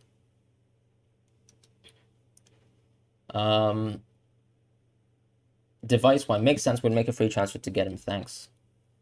Apologies if I missed any of your message, guys. Sorry about that. This week I do Livramento for Tsimikas. Next week I do Jimenez for Ings. I do really like that. That's a really good, solid plan. The new channel online. Thoughts on Sarr from Watford from Game Week 4 and on. I mean, we can have a look at his fixtures together. Because basically, it's a good test, right? Because what you're saying is from Game Week 4 and onwards, So we have Wolves, Norwich, Newcastle, Leeds. I would probably say Norwich. Sorry, Norwich. Norwich is probably nice. Newcastle's nice. I wouldn't say Wolves is actually a nice game at all. I actually think Wolves are a very decent team right now. And Leeds, it's a bit of a tough game because you're playing Leeds at home. I actually probably prefer Harrison in my honest opinion. If you don't have Rafinha, that is, because we're talking about a tough Liverpool fixture, but then Newcastle, West Ham, Watford, Southampton, and you can honestly carry him all the way forth, to the Leicester game without having to transfer him out. If we're talking about Traore, I mean the issue is like literally he is so unclinical. I feel like it, but you can see he's like the number one threat for midfielders, and it's not a joke that he is making some of the biggest chances in the league so far. I feel like Traore is a better risk than Sarr in my opinion because I feel like the Wolves team is so much more complete than the Watford team. So for me, Traore is much more risky, and I think Harrison is a much more safer bet. So I feel like Sarr is someone for us to move away from, to be honest. No, Messi is the best. It's not a debate, actually. I would say it's still up for debate. Not with just Ronaldo, but just I feel like when people look at historical figures, it's easy to say just and look at stats, and I agree Messi has the greatest stats of all time, and I'm not saying it's like easy to get those stats. What Messi has done is unprecedented, and he's played at the highest level for almost 2 decades, which no other football player has really replicated. But I will say that is also partially a benefit from like modern science and many things like that. And like our ability to kind of hold up a player and look at stats for older players is very poor. So I think like comparing cross generations is just in general not that fun. But I think Messi is clearly probably the best player of this generation. But Ronaldo is still up there in the echelons of football, to be honest. What do I think about Kane captain? I think Kane's a fantastic captain. If you have Kane on your team, I actually probably would prefer a Kane captain this week, to be honest. You're a Barca fan and you believe CR7 is a better player. Okay, fair enough. I mean, as you can see, there's a debate. I think there's no point saying that there's no debate when so many people feel there is a debate. And I agree, and everyone is entitled to their opinions. Should you start on Marte? I think so. Does it matter who's on my first slot on bench? It does actually matter who. The first player who, let's say, like if Marte doesn't play at all, the first player on your bench is the one who comes in first. Unless, let's say, like there's a situation where, for example, if you only had two defensive players playing, then the first defender has to come in first. So there are some priorities there in terms of positions. Would you swap Ben Rama before Game Week 3, Tielemans or Jota? I don't like Tielemans as a FPL asset. Jota is an interesting one, though. I will agree to that. Doucouré from Everton is a good shout as well. I mean, Doucouré seems to be operating extremely well in this kind of box-to-box role. But I think the issue with Doucouré is that, once again, it's like we're looking at a player who's not really like a 10. He doesn't have too many attacking chances. He's very, of course, like of a lethal presence in my opinion. But I feel like to kind of look at him as a consistent option for fantasy is a bit of a reach sometimes. But I appreciate it as a good differential since Everton have nice fixtures. Jorge Mendes has been in direct contact with United. Don't think it's PR, to be honest. I mean, we'll see what happens, right? Because I'm not in touch with Ronaldo myself. Don't think someone never left you because Messi left Barca and Ronaldo Real. Yeah, I was pretty sad when Ronaldo left Real Madrid. I was pretty sad when Sergio Ramos left Real Madrid as well. So yeah, his son is a fantastic captaincy pick. If Shaw doesn't deliver this week, I could see myself taking him out. But as of right now, I'm planning on moving Mahrez to Traore next game. A lot of people are really going for Mahrez to Traore, guys. Very interesting. But where do you guys plan on spending that extra kind of 3 mil in cash? Are you planning to upgrade another striker? Madrid, United, or Portugal fans think Ronaldo. Football fans think Messi. No debate. I mean, there's always a debate. I'm not sure. Should I put DCL in starting 11 this week versus Brighton could be good. I mean, there are honestly fans in Argentina who think Messi's not even the best. And that's their opinion. And that they're entitled to it. I'm not sure. Should I put DCL in starting 11 this week versus Brighton could be. I think if you have him in your team, you have to start him. Like for me, it's more of a risk to not have him in your team because he could haul in any fixture. He has like the full skill set where he can do that. And I think we've seen Brighton very poor in set pieces. He can definitely attack those. Salah, Trent, and Ings to Son. Excuse me, sorry. To Son, Kane, and Cresswell. I do quite like that transfer, but I feel like it's not worth a -4. I feel like you can still hold Ings this week, and I know the Salah and Trent fixtures are not nice, so maybe you might have to adjust around that. But I still think Trent is a send forget option, so I feel like the only thing I would do is probably maybe move Salah and Ings around for like something like Kane and DCL, to be honest, if you must. Ailing or Livermento. I think for this week you want to start with Ailing. It's a bit safer. Start Torres or Amarte. I think. Does that mean Ferran Torres? I think you probably go Torres. It's a good fixture to attack what seems to be a very poor Arsenal defense. Would I captain DCL or Ben Ram? I'd probably captain DCL, to be honest. Elliot says, hey Fran, what's your plan for next week? My plan is probably to bring in DCL, to be honest. Harrison or Rafinha? I would probably say Rafinha. Do you think Tanganga can provide a lot of crosses to assists? No, but I think he can provide a few assists. And I feel like he's just a more nailed on 4.5. And like, so when you're thinking about Tanganga, what you have to think about is you might have to pick between Tanganga, Dyer, or Sanchez. The issue with Dyer and Sanchez, one of them is going to be rotated out for Romero. So it's actually better to kind of put your bets on Tanganga, where the rotation options for Tanganga are much, much more worse. And I feel like you can see that they're clearly trying to sell both Aurier and Doherty, if possible. Sell Dean or hold for Burnley and Norwich.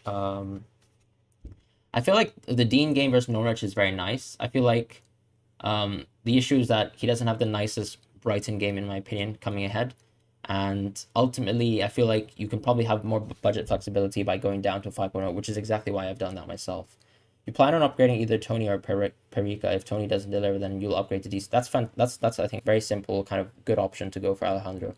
Makes sense. Only RM and United fans think CR7 is best. Prove me wrong. You might find some 10 to 15 exception. That's it. I mean, there's really no point arguing it because I have seen plenty of players say they prefer Cristiano, but I'm not in that camp. I love Cristiano as a player, but as I said, there are some players who still think some older generation players are better than Messi. But there's no point really comparing, right? Everyone has the right to an opinion, so that's literally how it works. I have Kane, but I'm scared to captain him. He doesn't start. I do think Kane will start. We saw Kane start versus Packers and Ferreira, and I feel like there's no reason not to start him, given the fact that he's staying inside the club. Imagine Ronaldo in City and he'll play against Messi. I think that would be so fantastic, wouldn't it, Mohammed? Like, that would be such a great game to watch Messi versus Ronaldo again. I have 2 transfers to bring in, either Son or DCL this week. I would probably say you'd go for Son this week. I feel like you can go for DCL the next week. Apparently Ronaldo to City is off. 2 to 3 reply accounts have it. I'm going to have to read that.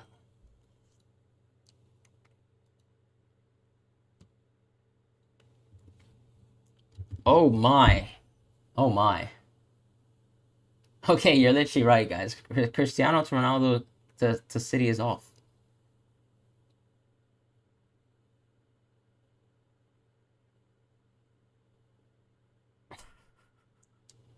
Okay. What does that mean, guys? What does that mean? And there's a comeback now. Okay, I guess to United could happen.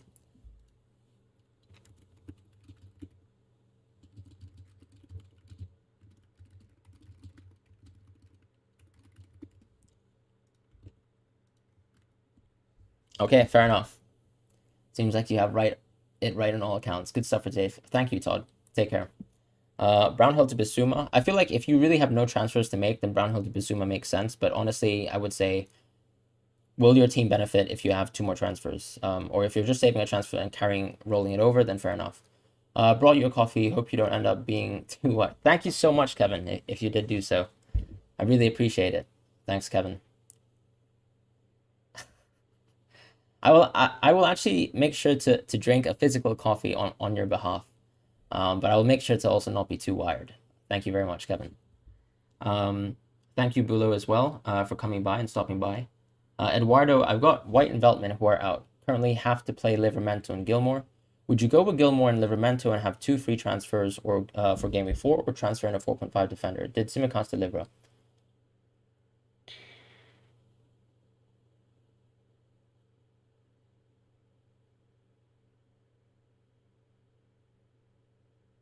I feel like you can try to carry on the 2 free transfers because the way I see it, right, Veltman has a very good Game Week 4, and so does White in theory.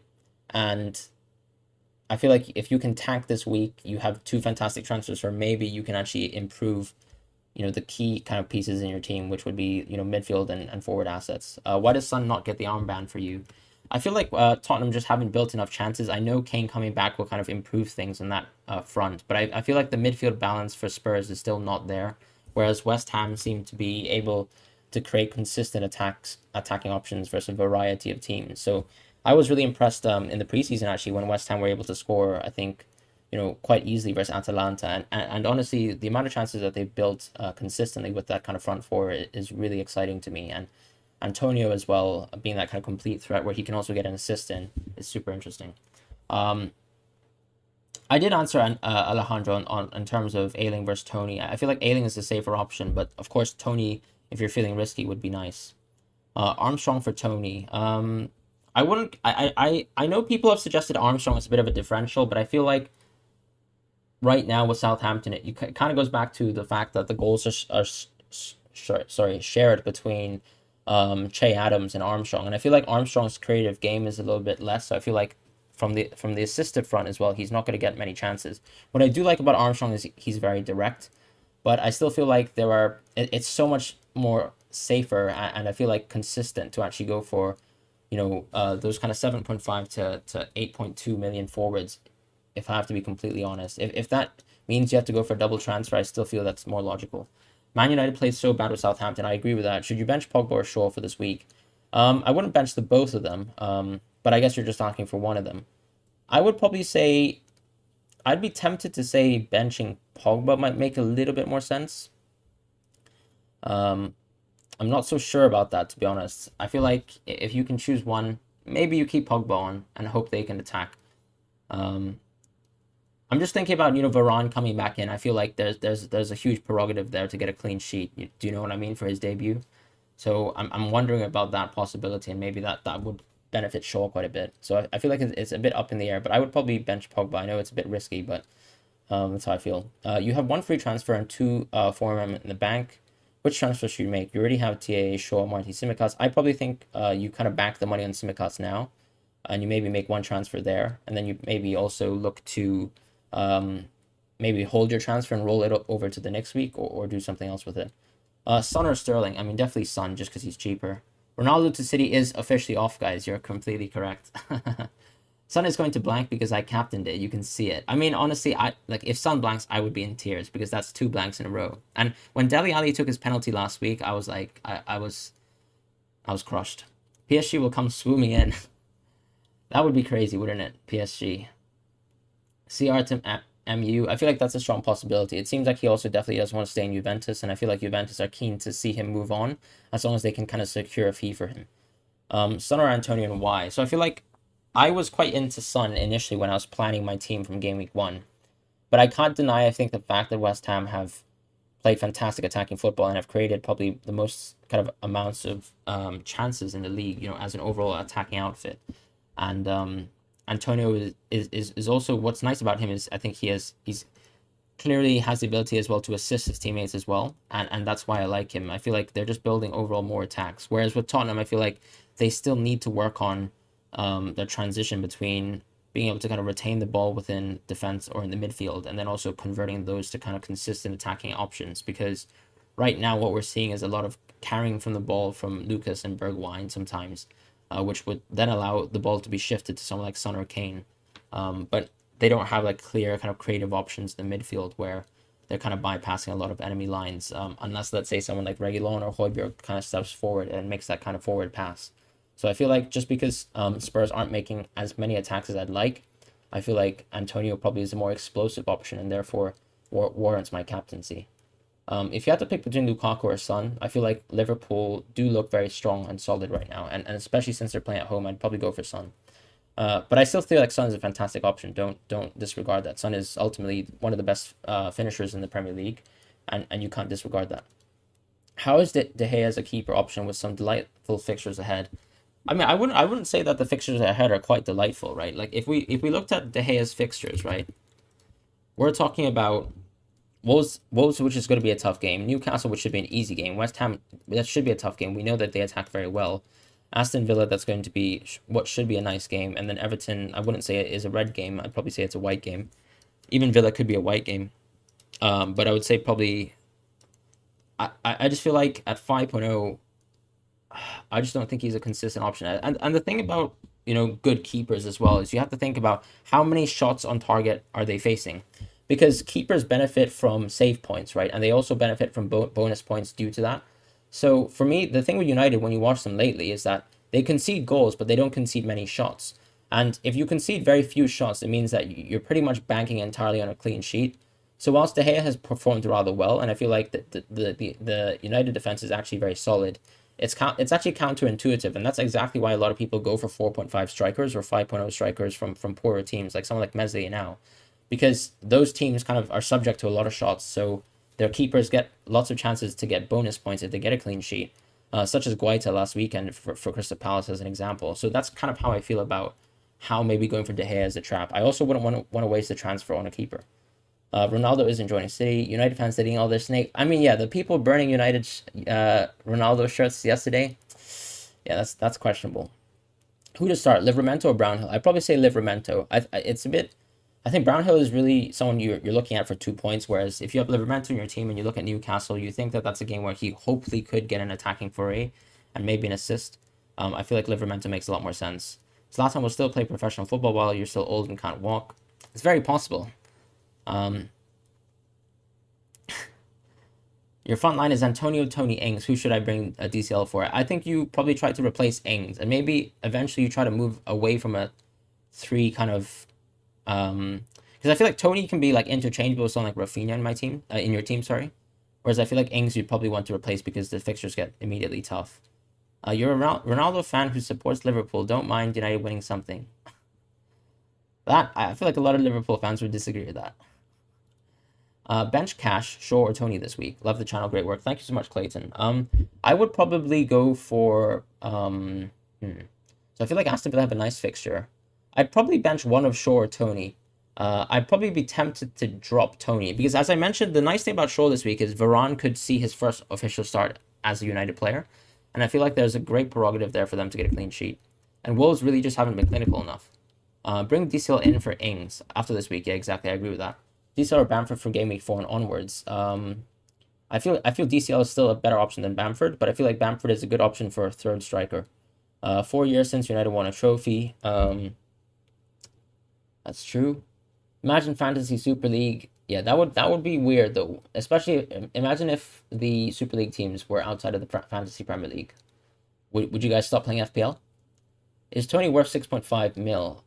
Probably not. I actually think he's probably set for a price decrease if he continues to not haul. Triple captain on Antonio. I'd probably avoid that because I think Crystal Palace are trying to play within a defensive structure. I feel like Antonio is a good captaincy, but I wouldn't be confident in a triple captaincy when there are probably better game weeks in the future to do that.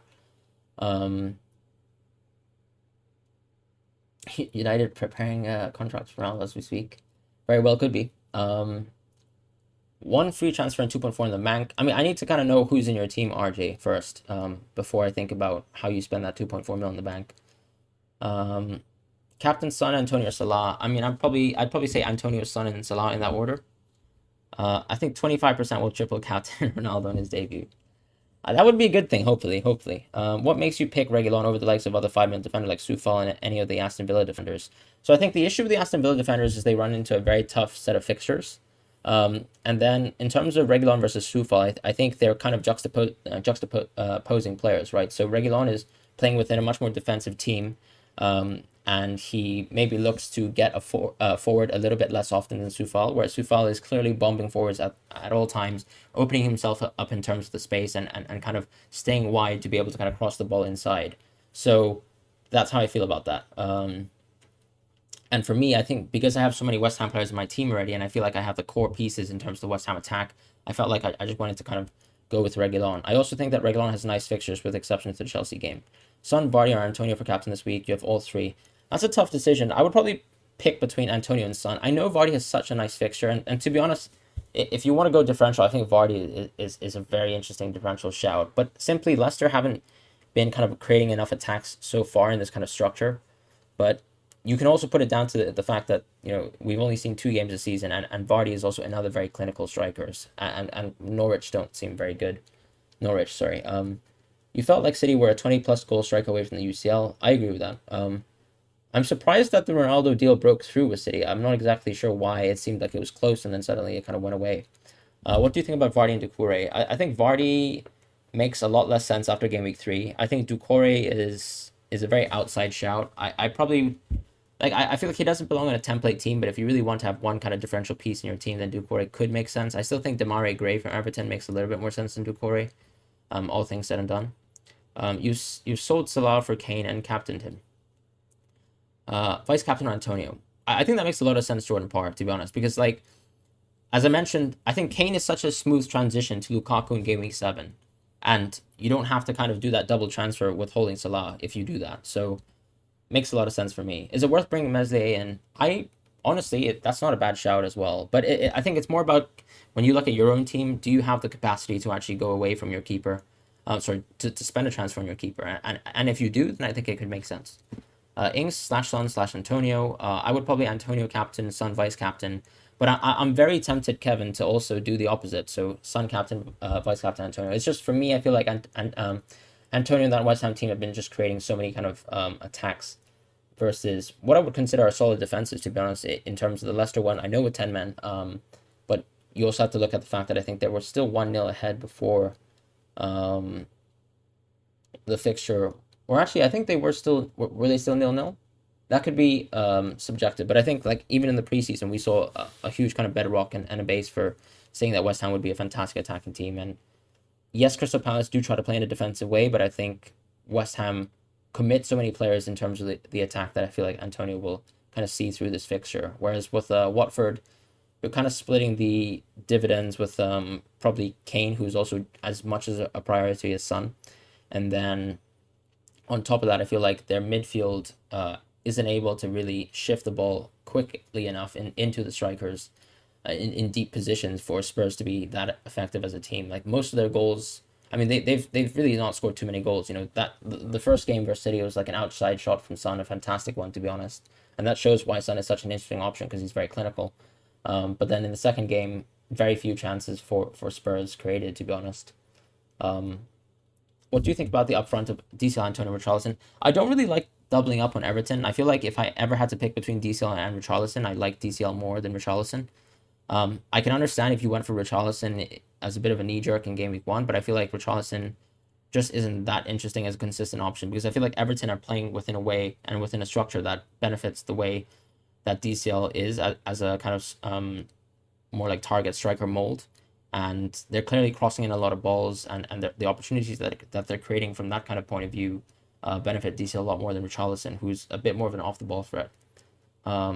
Start Ayling or Amarte. I'd probably go for Ayling. I mean, I look at Fabrizio. What's going on, guys? What's going on? Is there crazy news? Oh my. Oh my.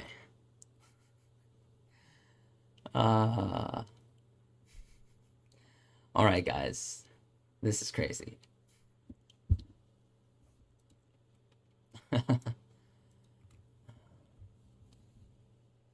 Wilson replaced Tony or Son replaced Salah. I prefer Wilson replacing Tony, but I feel like maybe you can actually hold off your transfer to go for a double transfer. Like I kind of feel like the issue is I feel like Wilson is not that much of a huge upgrade versus Tony, and I feel like Son, you're only kind of maximizing him for 2 game weeks, so it really depends. Look at Fabrizio Romano. Yep, so we just checked that. Crazy news, to be honest. You transferred out Salah for Son. I don't think it's a mistake because like you are targeting 2 nice fixtures for Spurs. For me though, I am planning to probably stick within Salah and then maybe move out of Son. But I don't really know how 100% sure I am on that. I feel like Watkins being back will help Ings with chances this week. I agree with that completely. I think it does come down to maybe whether or not like West Ham or sorry, my bad, Brentford will be able to kind of keep that kind of organization, which seems very tight in my opinion. But it seems like the way I would describe the Brentford defense is that they're very organized and they're stable, but there's clear routes where a very creative attacking player can break them apart. And we saw that last week when Zaha created a very good chance for Conor Gallagher when they were playing versus Crystal Palace. How about Varane? As an FPL asset, I have no interest in him as an FPL asset, but as a player, I mean, Varane is a fantastic player, and as a Real Madrid fan, of course, I love Varane. I have Sanchez, Trent, Shaw, Marte, Simicast, Ben White, Bruno, Salah, Ben Rama, Gilmore, Tony, Antonio, Ings. One free transfer, two. Okay, right. Thank you, RJ. Yeah. So you said you wanted to spend a free transfer. I feel like what you could do is maybe upgrade Ben White, but then at the same time you have enough kind of flexibility there where maybe you can have Ben White back next week in game week 4. Maybe I would say there's a case to upgrade Tony, in my opinion. You can upgrade Tony this week, potentially to DCL, right? 2.4 mil. Yep. Yeah, we can upgrade to DCL, in my opinion. And then you can maybe think about changing Ings next week to someone like Jimenez, potentially. Who to start, Buendia or Dennis? Buendia. I would start with Buendia. Ronaldo to United inbound. Guys, is there another update? Oof, that's a spelling of Fabrizio. He's open to join. Sheesh. Okay. Yeah, that's not happening. Why doesn't Arsenal want to move Arsenal? Twitter is a bit of a cesspool sometimes. Is Veltman likely to come back after this game week? I've captained Antonio, so let's actually just go back to my team so we can show you that, guys. My team for this week is going to be Antonio captaincy, Heung-min Son vice captain, and that's my team for so far. Is Veltman likely to come back after this game week? Yeah, I think he's confirmed to come back in game week 4. And remember that with the international break, he will have time to rest and probably come back fit for game week 4, Elliot. He captained Antonio. Poor guy has been answering the same question, so answering. Aaron, don't mind. Thank you so much, Fran. That's so funny. Will Simicast play against Chelsea? I feel like the press conference apparently suggested that Robertson would probably start. Dele Alli to Rafinha? I mean, I think that's very reasonable, to be honest. I think that's very reasonable. I would probably do that now if you're not going to go -4. DCL facing Brighton, who have been showing strong defensive stats. You think it's worth it this week or next? I mean, the reason why I say that is because I feel like, I mean, Aston Villa will probably, in my opinion, also give a tough game towards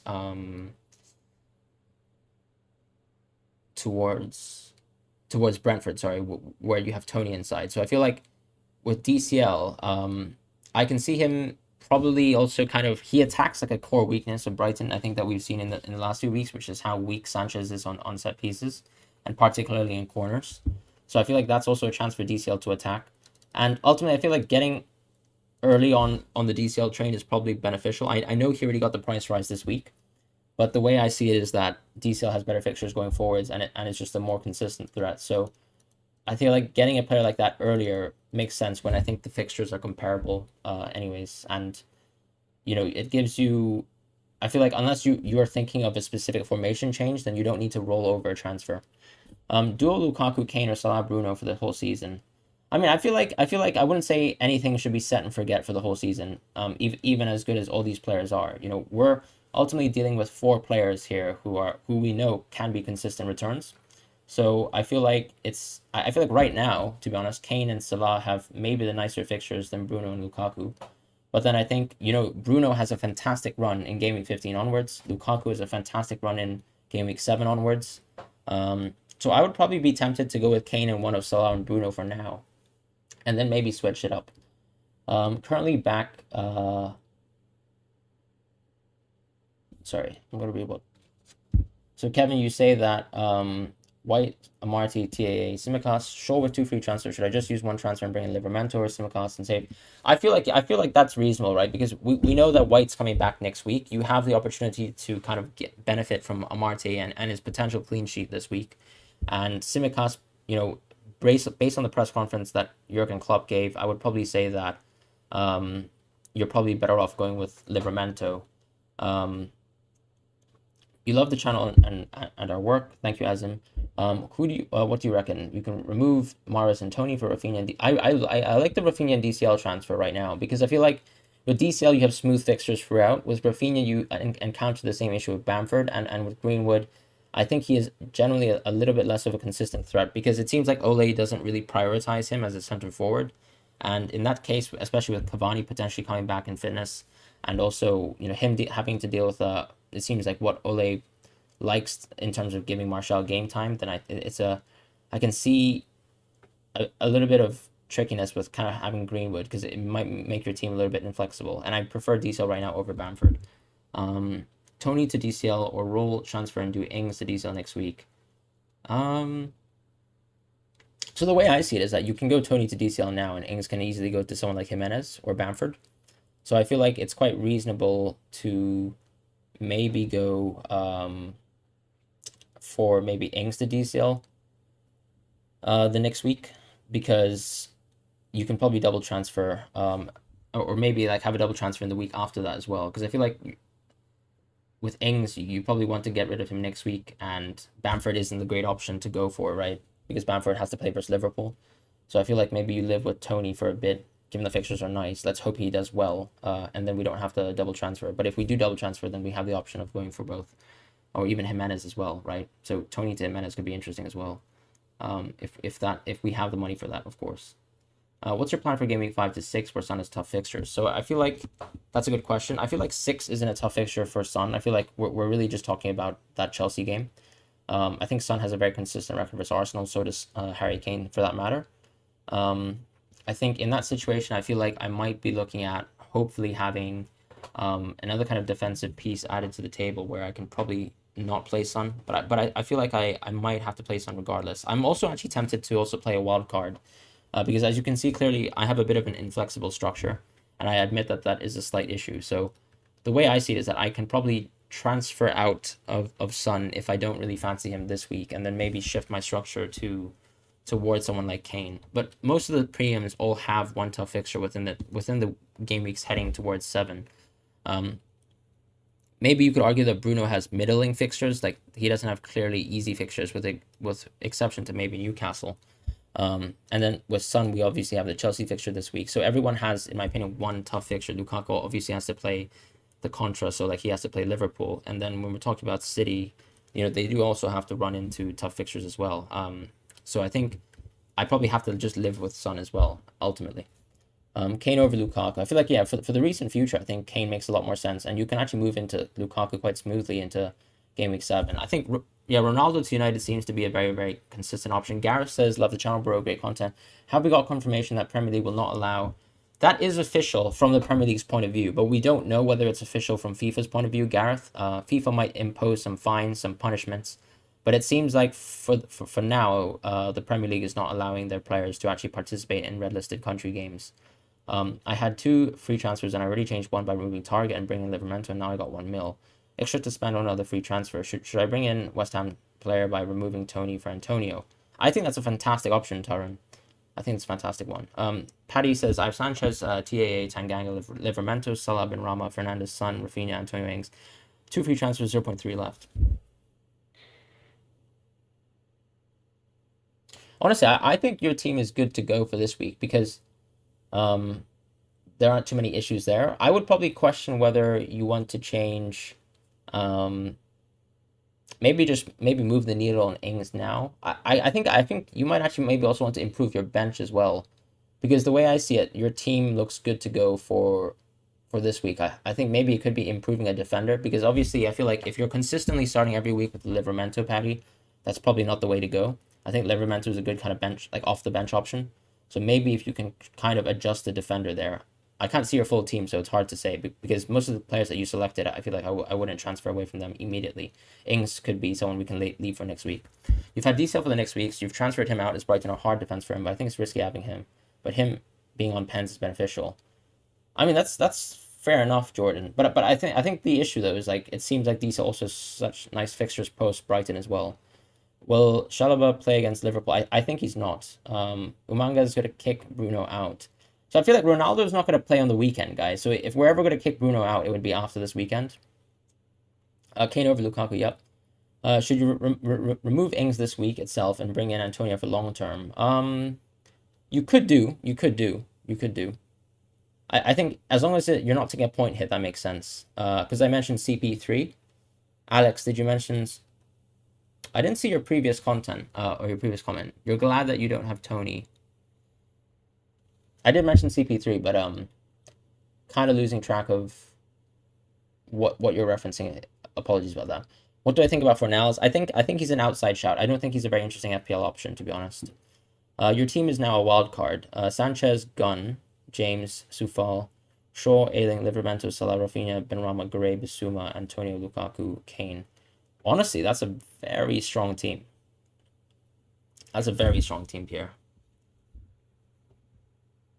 I mean, I think the question is just going to be, what do you do with the United assets, right? So, like, either Greenwood, are you not interested in covering with either Greenwood or Fernandes?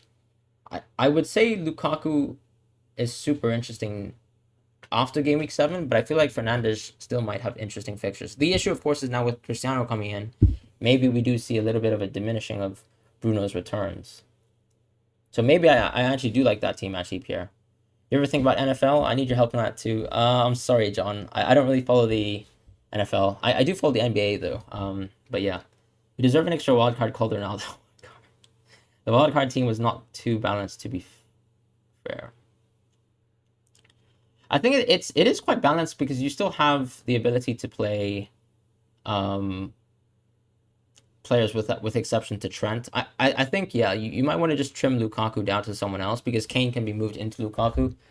I would probably still try to have, like another Liverpool presence in terms of Trent, and then also another United presence if possible.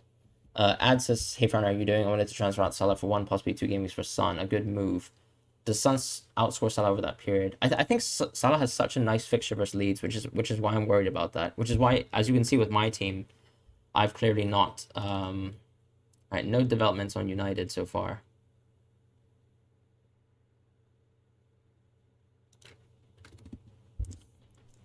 But just going back to that, sorry. I still feel like it might not be worth it. Like I would, if you didn't drop Salah, I think I'd prefer that. Will Amarty play? Yes, I think so, because basically Vestergaard seems like he's still injured or at least not fit to play. You have Antonio, Ings, Bruno, Salah, Rafinha, Barnes, Greenwood, Trent, Shaw, Ailing, Martin have 2 free transfers. I'm thinking of bringing in Son for Salah / Fernandes and Barnes. Uh, I wouldn't bring in Tillemans for Barnes. I would maybe consider going Son for Salah. Like I know a lot of people are interested in that. My opinion on Sufal and Dean, I think Dean will probably return, especially since I took Dean out of my team.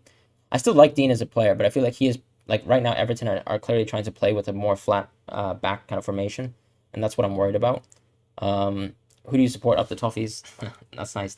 Why'd you transfer out DCL then if you support Everton? No, I'm kidding, but I support Real Madrid. My family side of my father's side of the family is based in Spain, in Madrid. My mom is from Hong Kong, so I'm supporting Real Madrid. But when I watch pretty much all the Premier League games, and I would say I'm quite unbiased. So when it comes to the Premier League, I think Everton was a team that I followed very closely last season at the start, because we're basically, just to give you guys some context, like last season we were a kind of tactics channel, and we were actually looking at Everton early on in the season, because of course I was interested as well to see James Rodriguez, and it's kind of sad that he's kind of regressed to where he is in the squad. But yeah, I was actually following Everton quite a bit last season. I don't think Antonio will blank. I think he's more than likely going to have at least one contribution, whether it's a goal and assist. Sufal the player, not as an FPL asset. I think Sufal is a fantastic player. I think he's clearly, like, off the ball, probably the second most interesting player. FLH? No, that's awesome. Are you living in Hong Kong right now? Thoughts on Grealish as an FPL asset?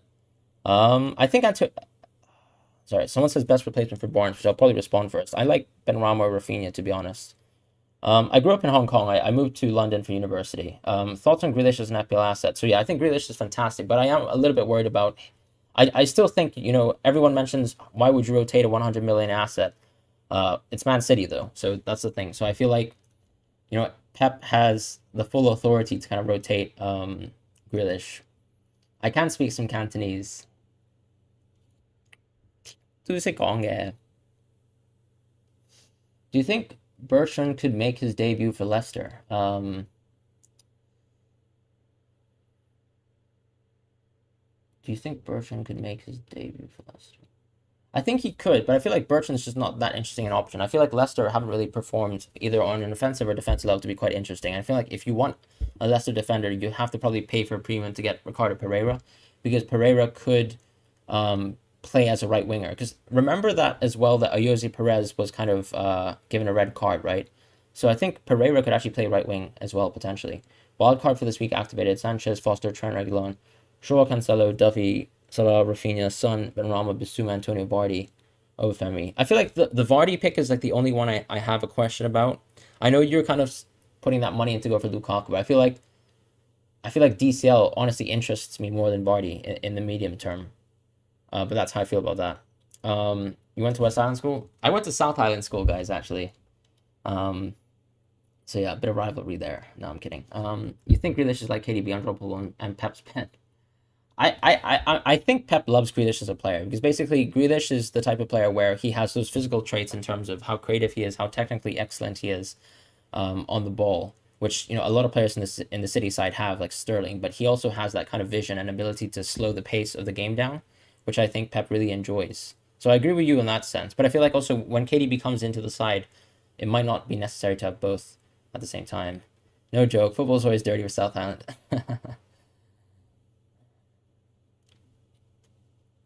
I wonder what age group were you in? Because I wonder if you had played versus anyone I know. How many clean sheets do you think Wolves could get over the next 6 game weeks? Let's have a look at honestly. Let's look at the Wolves fixtures together. To be honest, I'm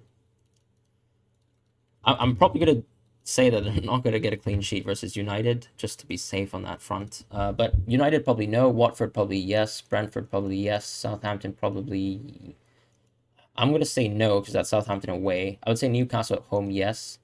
So that's 5 game weeks, and then Aston Villa. I'd probably say three to four clean sheets. Hopefully, I'd probably say three. Just to be on the safe side. Thanks for that. Keep up the great content. Thank you very much, Jaden. Is Mount a good pick?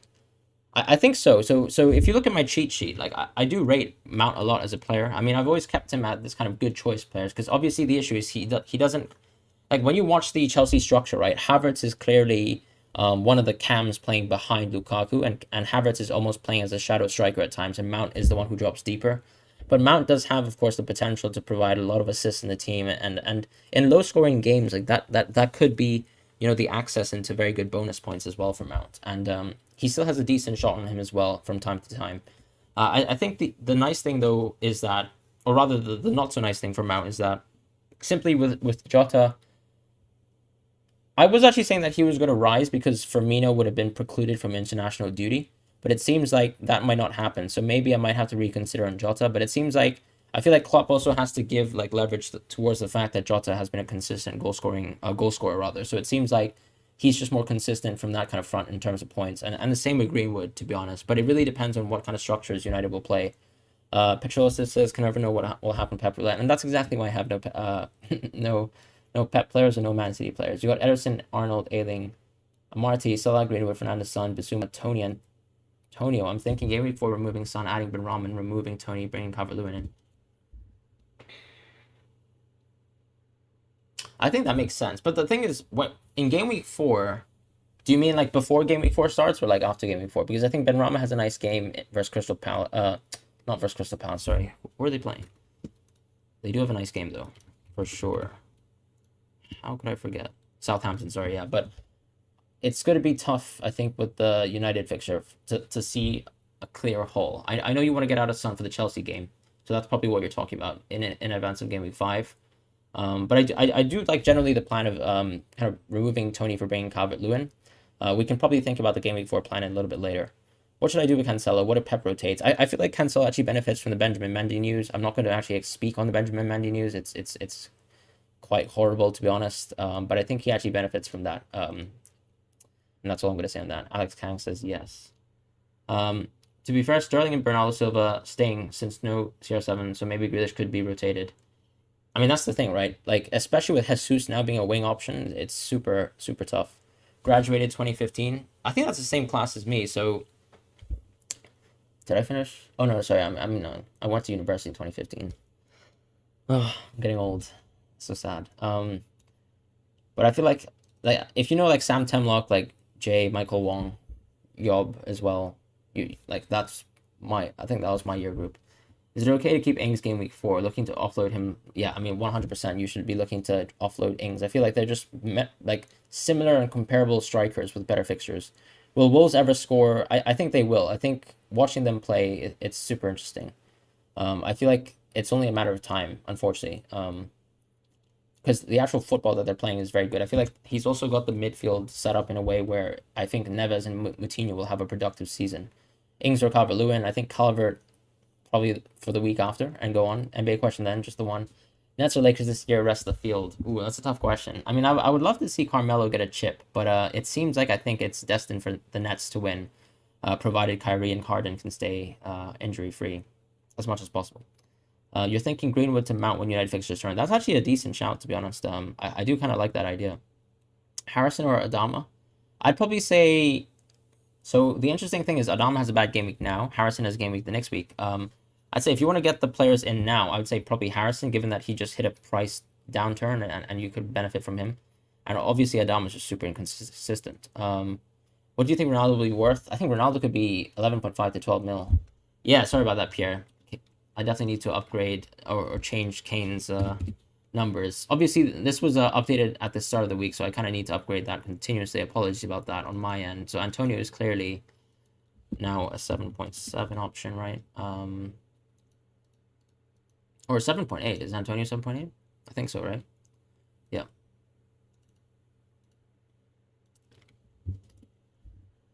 It's crazy how fast Antonio has risen, and I'm so happy that I had Benrahma at the start of the season.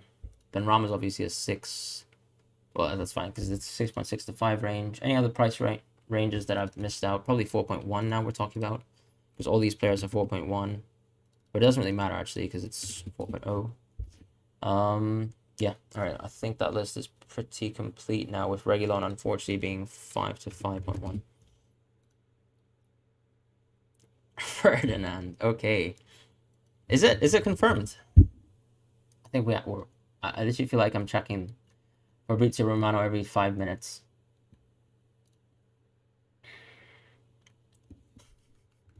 Okay. All right, let's just move away from that for a second. What midfielder should I use my -4 on Fornals or Adama? Honestly, I'm not a big fan of either. I'd rather go for Harrison, to be honest, because I feel like it.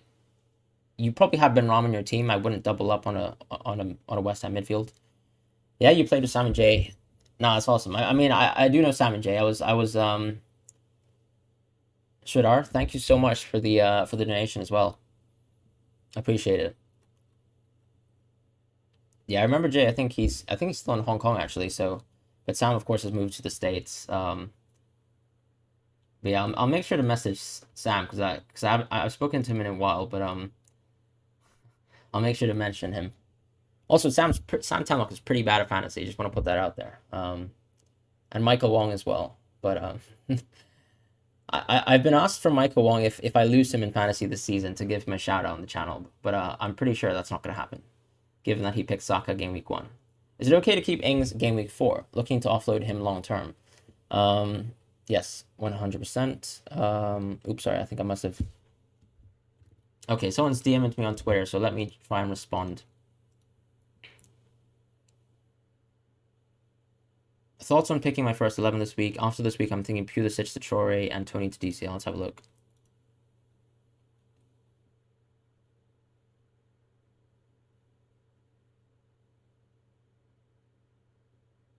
Are you not interested in playing Mings this week? I feel like Mings is a nice fixture. I know everyone else does too. Like I might be even more tempted to put Mings over Shaw, to be honest, this week. Stones, it's a tricky. I mean, okay, actually, I can kind of understand why you've done that because I imagine you're thinking that if Stones doesn't play, then you'll probably just have Mings coming in anyways, right? Okay, that's fine. And Barnes obviously a good game week.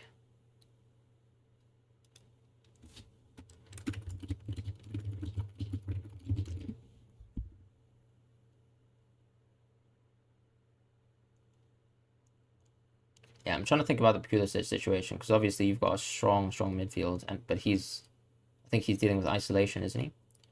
So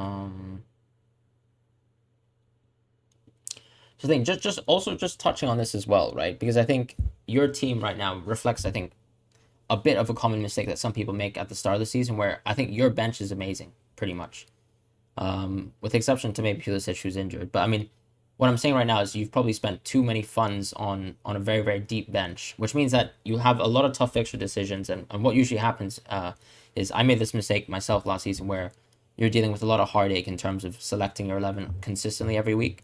I think it's better to have, let's say, a strong maybe 12 and then have clear ideas of who to start and have a plan from that point of view. Whereas right now, I mean, I'm not really having a tough time selecting a starting 11. I'd probably still pick Lukaku over Tony just because of what Lukaku is as a player, but I'd probably pick Mings over Shaw. And then I agree with I think you can hold off the Pulisic transfer. Oh, sorry, yeah, because you're going to do a -4 for the next week. Because you're saying, so are you suggesting that you're doing 3 transfers the next week for a -4? If that's the case, then I'm happy with that. If Barnes continues to kind of underwhelm in a sense, and you can probably stick to that structure. But that just general kind of advice back to your team in general. I think like the trap that you fall into is basically having way too deep of a team and too strong of a bench potentially. Let me just respond to the last request as well. What do you think we'll be able to do? I actually have no idea. Okay, so I mean Duffy's a great pick. Is it more of a question of picking your side for this week? Probably Antonio, Ings, Salah. But we're saying Antonio captain probably, right, guys? Salah, Fernandez, Son, Ben. I would say Marty is a good shout for this week. I think you already have Sanchez. You don't really want to double up with Duffy. And then the question goes to whether we play Dallas or Shaw. And I'm probably saying Shaw.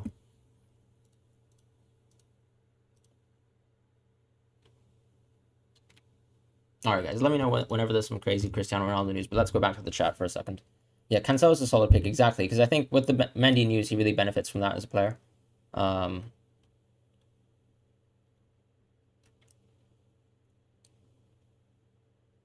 I think Ronaldo's probably 12 million. But I think I did respond to that.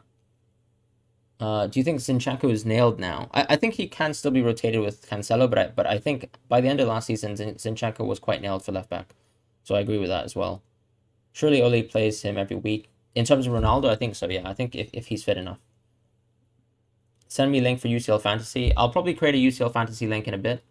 I haven't made a league yet for that. So whenever I make my first UCL Fantasy video, you'll be able to kind of connect with me then. Only one transfer is Tsimikas, Ings, and Buendia. I want to transfer all of them by next week. Worth taking a hit. I think it's worth taking a hit for Ings and Buendia. I feel like you can kind of take the L with Tsimikas and probably just live with it. But I think getting Ings and Buendia out is probably a bit of a priority in my opinion. But also, actually, if you don't have to take a hit, then actually, yeah, you can kind of do Rafinha in this week, and then maybe, yeah, you take out Ings the next week, and then maybe worry, hopefully, Tsimikas doesn't go too bad. Yeah, I mean, honestly, all the guys in Southampton are generally quite nice. Who's the best defender I can bring at 5.5 or under? 5.5 or under. I really like tough question because I think Reece James I wouldn't count as under 5.5 obviously or 5.5. So Cresswell is nice, but then you have Soufal as an option. I feel like you could go for Reguilon as well, who's quite an interesting option. But I actually, if you want like a solid return maybe in the short term, I feel like Cancelo is a good punt. Or Walker as well. Because the 3 game weeks right now, including this one for Man City, are quite nice.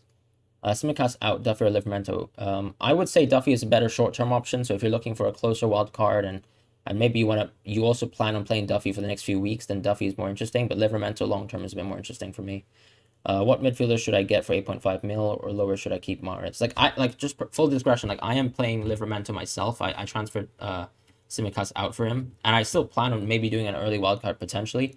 But the idea for me is more about, let's say, having Livramento in my team as a bench option as a wildcard to move to a 3-back formation.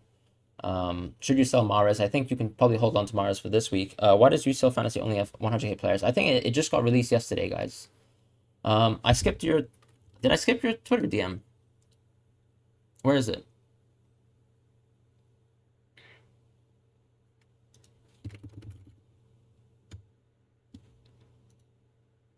Oh, here it is. Okay. you've used your wild card. Can you help me balance my team for proper defense? Absolutely, yeah.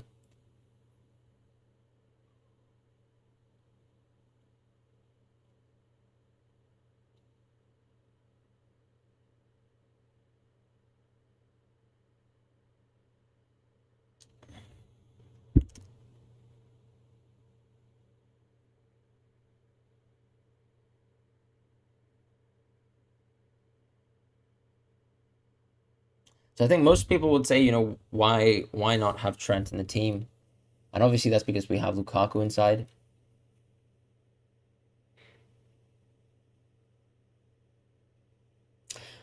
I personally would probably drop one of Salah and Fernandes to maybe have Trent in the team. Like I might even consider dropping Salah so that I can have Trent. I know it sounds a little crazy, but I also prefer Kane over Lukaku. The thing is, I'm also happy for you to stay within the structure if you really want to have three premiums in your team and try that out. Um, I completely understand that. I feel like honestly, if you want to actually play with Salah, Fernandes, and Lukaku, you've actually created the best possible team because you have at least Cody who will be able to play for the next few weeks. And then Reguilon, in theory, you would only have to take an L versus Chelsea, right? The issue, of course, is going to be how you rotate between Ailing and Livramento, and I feel like that is once again another option in your like another weakness in the team. You probably want to go for a team that has a general more, I think, a better representation of good defense, like over a consistent amount of fixtures. So like that would probably mean a Chelsea or City defender. I'm not exactly sure how much money you have in the bank in this structure, so I feel like that's something you'd have to try and look out for if you could maybe mold your side around that. If that means cutting down Reguilon to going for Tanganga and then maybe upgrading another defender so that it could be a bit stronger, that could be a possibility. Like I feel like right now the issue is the defense is very weak, but I feel like just to respond to you, like you can't you can't improve the defense if you want to keep Salah, Fernandes, and Lukaku. That's basically the only restricting factor you have in your team. You have to drop one of these players to balance your team out correctly if you want to. And if you don't want to balance your team, that's entirely fine.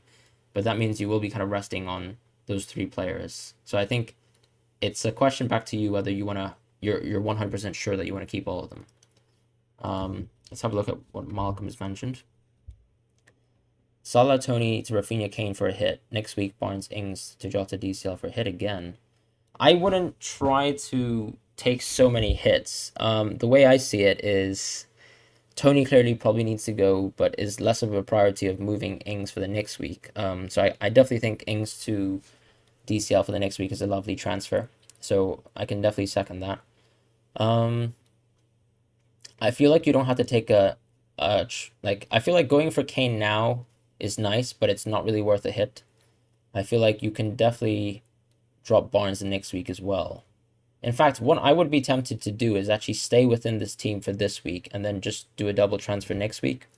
What you could probably do the next week is go for DCL and then maybe move Barnes away. Because the thing is, if you bring Rafinha this week, which is totally fine, you will get the Rafinha benefit, but then Rafinha will still run into an issue with the game week 4 fixture. I know Barnes is a tricky one where basically if you keep Barnes for next week, no matter what, even if you transfer Rafinha in now, he's going to have a bad week, which is similar to having Salah in this week. So I feel like that's not worth the hit when you think about the 2 game weeks together. And when we think about Ings' fixture, he clearly has a poor fixture next week, which means that you have to do that DCL transfer. And so I feel like the DCL transfer is a must, and I feel like the rest aren't really a must. It's more a question of maybe if you want to take a hit, you can kind of change into a Kane structure with maybe dropping Tony the next week. But I wouldn't do 2 weeks of subsequent hits. I'd probably, if you really must have Kane in your team, probably try to do it the next week. But I can also see a wild card as a strong possibility as well. I also think that you can kind of live with Salah for the next week, right? Because I'm just not a big fan of taking -8 over the course of 2 weeks. I think you'll set yourself too far behind. You might as well cover that with a wild card before the international break happens, or like right before, so that you kind of have the flexibility to deal with injuries and whatnot. So yeah, that's how I feel about that.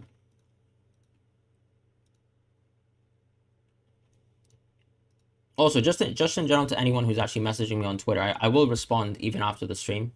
So that's pretty much how I feel about that. I'm actually going to hop off in around 5 minutes because I've been here, I think, 2 hours and 20 minutes. Fabrizio C updates. Okay, let's just quickly look at that first. But I promise to actually respond to all of you guys on Twitter if you guys have messaged me. Don't feel left out, please. Fabrizio C updates. I would say pick one premium. I'm back. Son is fit, Luis Martin. So I think like Son has been in training. He also played 10 minutes yesterday. So yeah, Son is fit. How long do you reckon the Benrahma gravy train would last? I feel like Benrahma can last to easily game week 5, right? At the very least. And then at that point, we have good transitions. Yep, thanks for that. Is it Cristiano Ronaldo news? Sorry, we were checking Fabrizio, right? Where is it? Where's the news? Am I missing something, guys?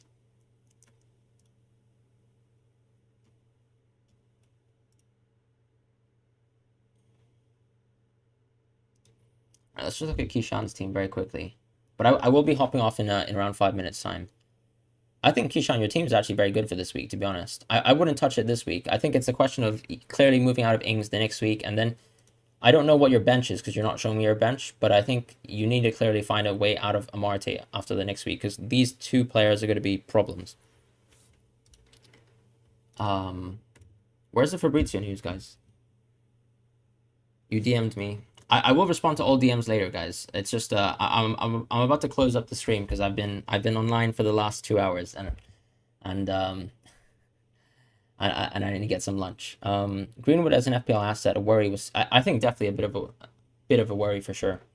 Will Amarty start in game week 3? Yes, I think so, King Kong. I think Brendan Rodgers said that Vestergaard was still unfit. Rafinha injury? What's going on with that? Why is there so much news coming out? Okay, that's not any real news, to be honest. I stream for so long. I do actually, yeah.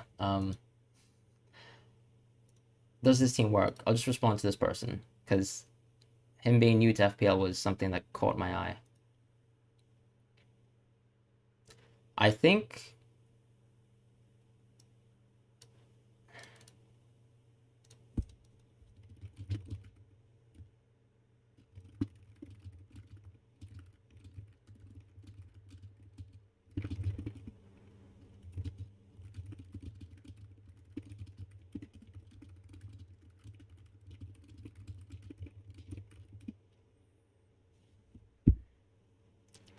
I do think it's a bit too imbalanced. I feel like in this structure, especially since you have Kane, you might actually feel like you could drop Son. This way, you'd be able to kind of balance your midfield a little bit better, in my opinion. Because right now this bench it's almost too weak, in my opinion. I feel like, yeah, like Zamburek is not really a starter, so he's not going to get you bench points, and then even the defender is a bit weak.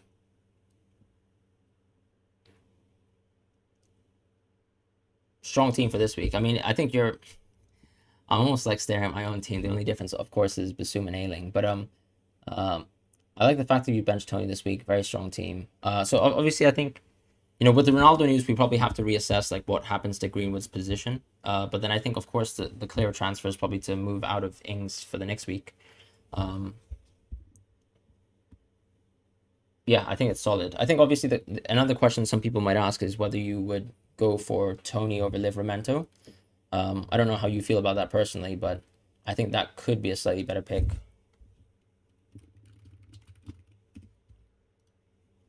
All right, I'm gonna try to respond to all the Twitter requests. I think I responded to Keyshawn's one, right? So I'll respond to Johnny's quickly. Think of doing this, but need funds, so I'm thinking of getting rid of Mahrez, but not too sure what midfield to pick up. Give me your thoughts, Peter. I would keep Mahrez for this week. I wouldn't bring Dean in when Brighton are playing at home, so I would probably think about Dean another week. I do like bringing in Antonio though. Another issue I think is probably there's a better priority where you can probably try to change Tony and Mahrez for a better forward and a better striker. The other issue, of course, is you're probably going to move out of Buendia as well for the next week. So I feel like Buendia to Benrahma might be nice.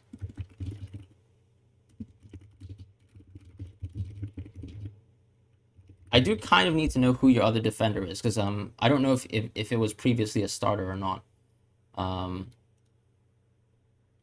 Bruno won't be getting my team. Ronaldo goes United. That's true. Any thoughts? Early wild card. Okay. Diaz, strong pick for the next 3 weeks. Soufal and Reguilon. I think the only issue with Soufal and Reguilon is that everyone has a tough game week 5, but I think, you can probably live with it given the strength of the fixtures that you have outside of it. Um, Please tell me this Greenwood is a 4.5 player. Please tell me. Please tell me.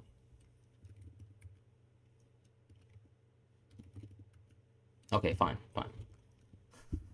I think it's a great team, to be honest. It's very balanced, and you still have Son and Salah Fernandez. So I think the issue is just going to be thinking about whether this team can survive like past game week.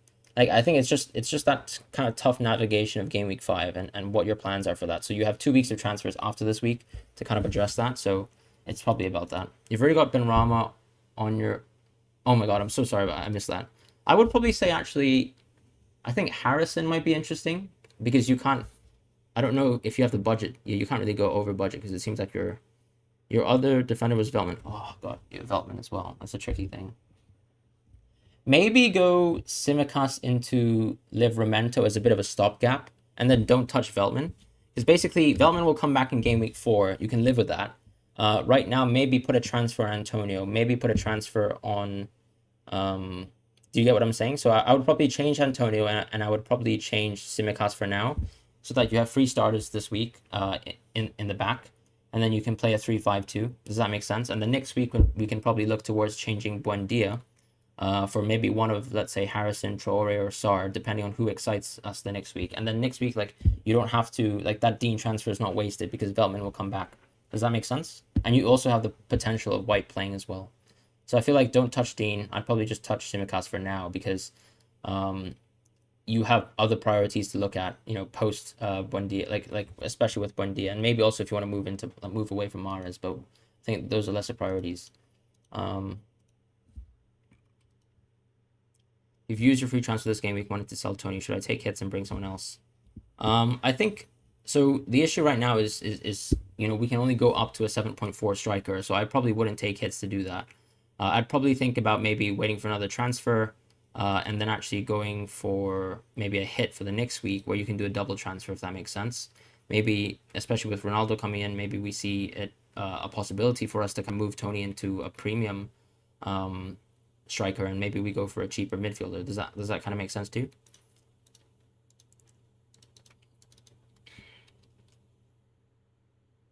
DCL or Antonio? It's a tough question. Do you guys prefer DCL or Antonio? You can post your team by tweeting me as well. Fabrizio, see updates. Thanks for the content response, mate. Thank you, John, as well. Rafinha injury, I'm not really sure about that. It didn't seem like he's injured. Son better or worse with Kane? I think Son is generally better with him. I think his goal scoring might be a little bit more depleted, but I think the fact that he actually gets more assists and gets more touches on the ball due to the fact that Son kind of gives him some space actually helps him. And I feel like Son is clearly a better winger than a centre forward, in my opinion. I really don't know about the Rafinha injury. Can you please confirm where that is? If you've confirmed it, if you could also kind of DM me on Twitter as well. Sure, doubters won't sell him anymore. He's about to stat pad assist. Okay, Cristiano, we're expecting to be 12 mil. Interesting.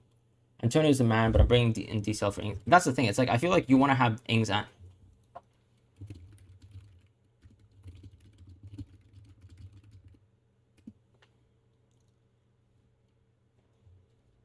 Right now, I would actually prefer Kane. I know you're going for a wild card. I do like the defense, to be honest, because you have a pretty stable core. Can't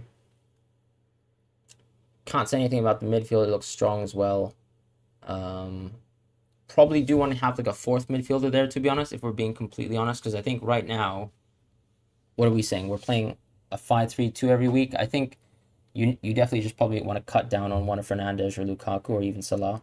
I would say two premiums is the best option because I feel like Lukaku still has tough fixtures. I know Lukaku looked lovely versus Arsenal, but let's be honest, not like Chelsea have tougher games than Arsenal, way tougher games than Arsenal, So the way I see it is you get Lukaku in game week 7, because Tottenham, Man City, and Liverpool are really tough games. Like I just don't think it's reasonable to go for Lukaku right now, even if you're a Chelsea fan. So that's how I feel about that. Carl Stevens, awesome.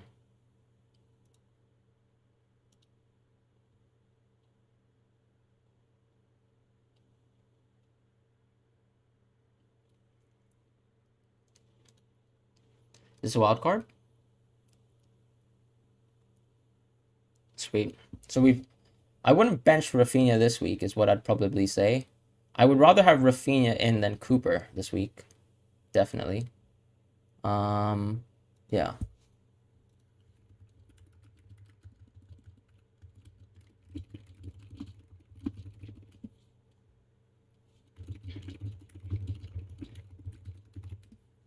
So that's how I feel about that.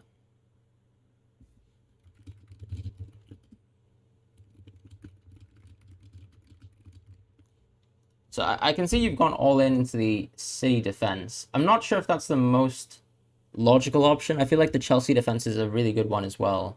I know obviously Chelsea have tough fixtures, but it's more about like having that kind of flexibility in your team as well, especially if there's potential that a City asset could be good in the forward and midfield positions eventually. But if you want to play a 5-3-2, I mean, I can't deny that City is one of the better teams.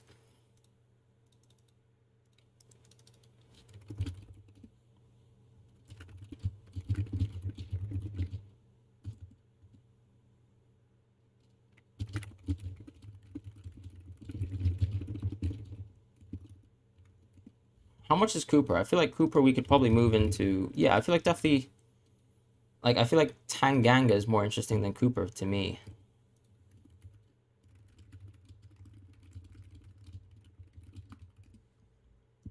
If United sign him, who do you think wins the Prem? I think Chelsea's winning the Premier League. That's just my personal opinion. I'm not even a Chelsea fan. Um, but I think it's so close between Chelsea, City, and Liverpool, and I think United's still coming fourth. I apologize if that's a hot take. Check your Twitter. I've sent my team. Please your advice. Thank you for believing me. I will check all your advice. And yeah, sorry, I actually got to bounce. It's quite late now.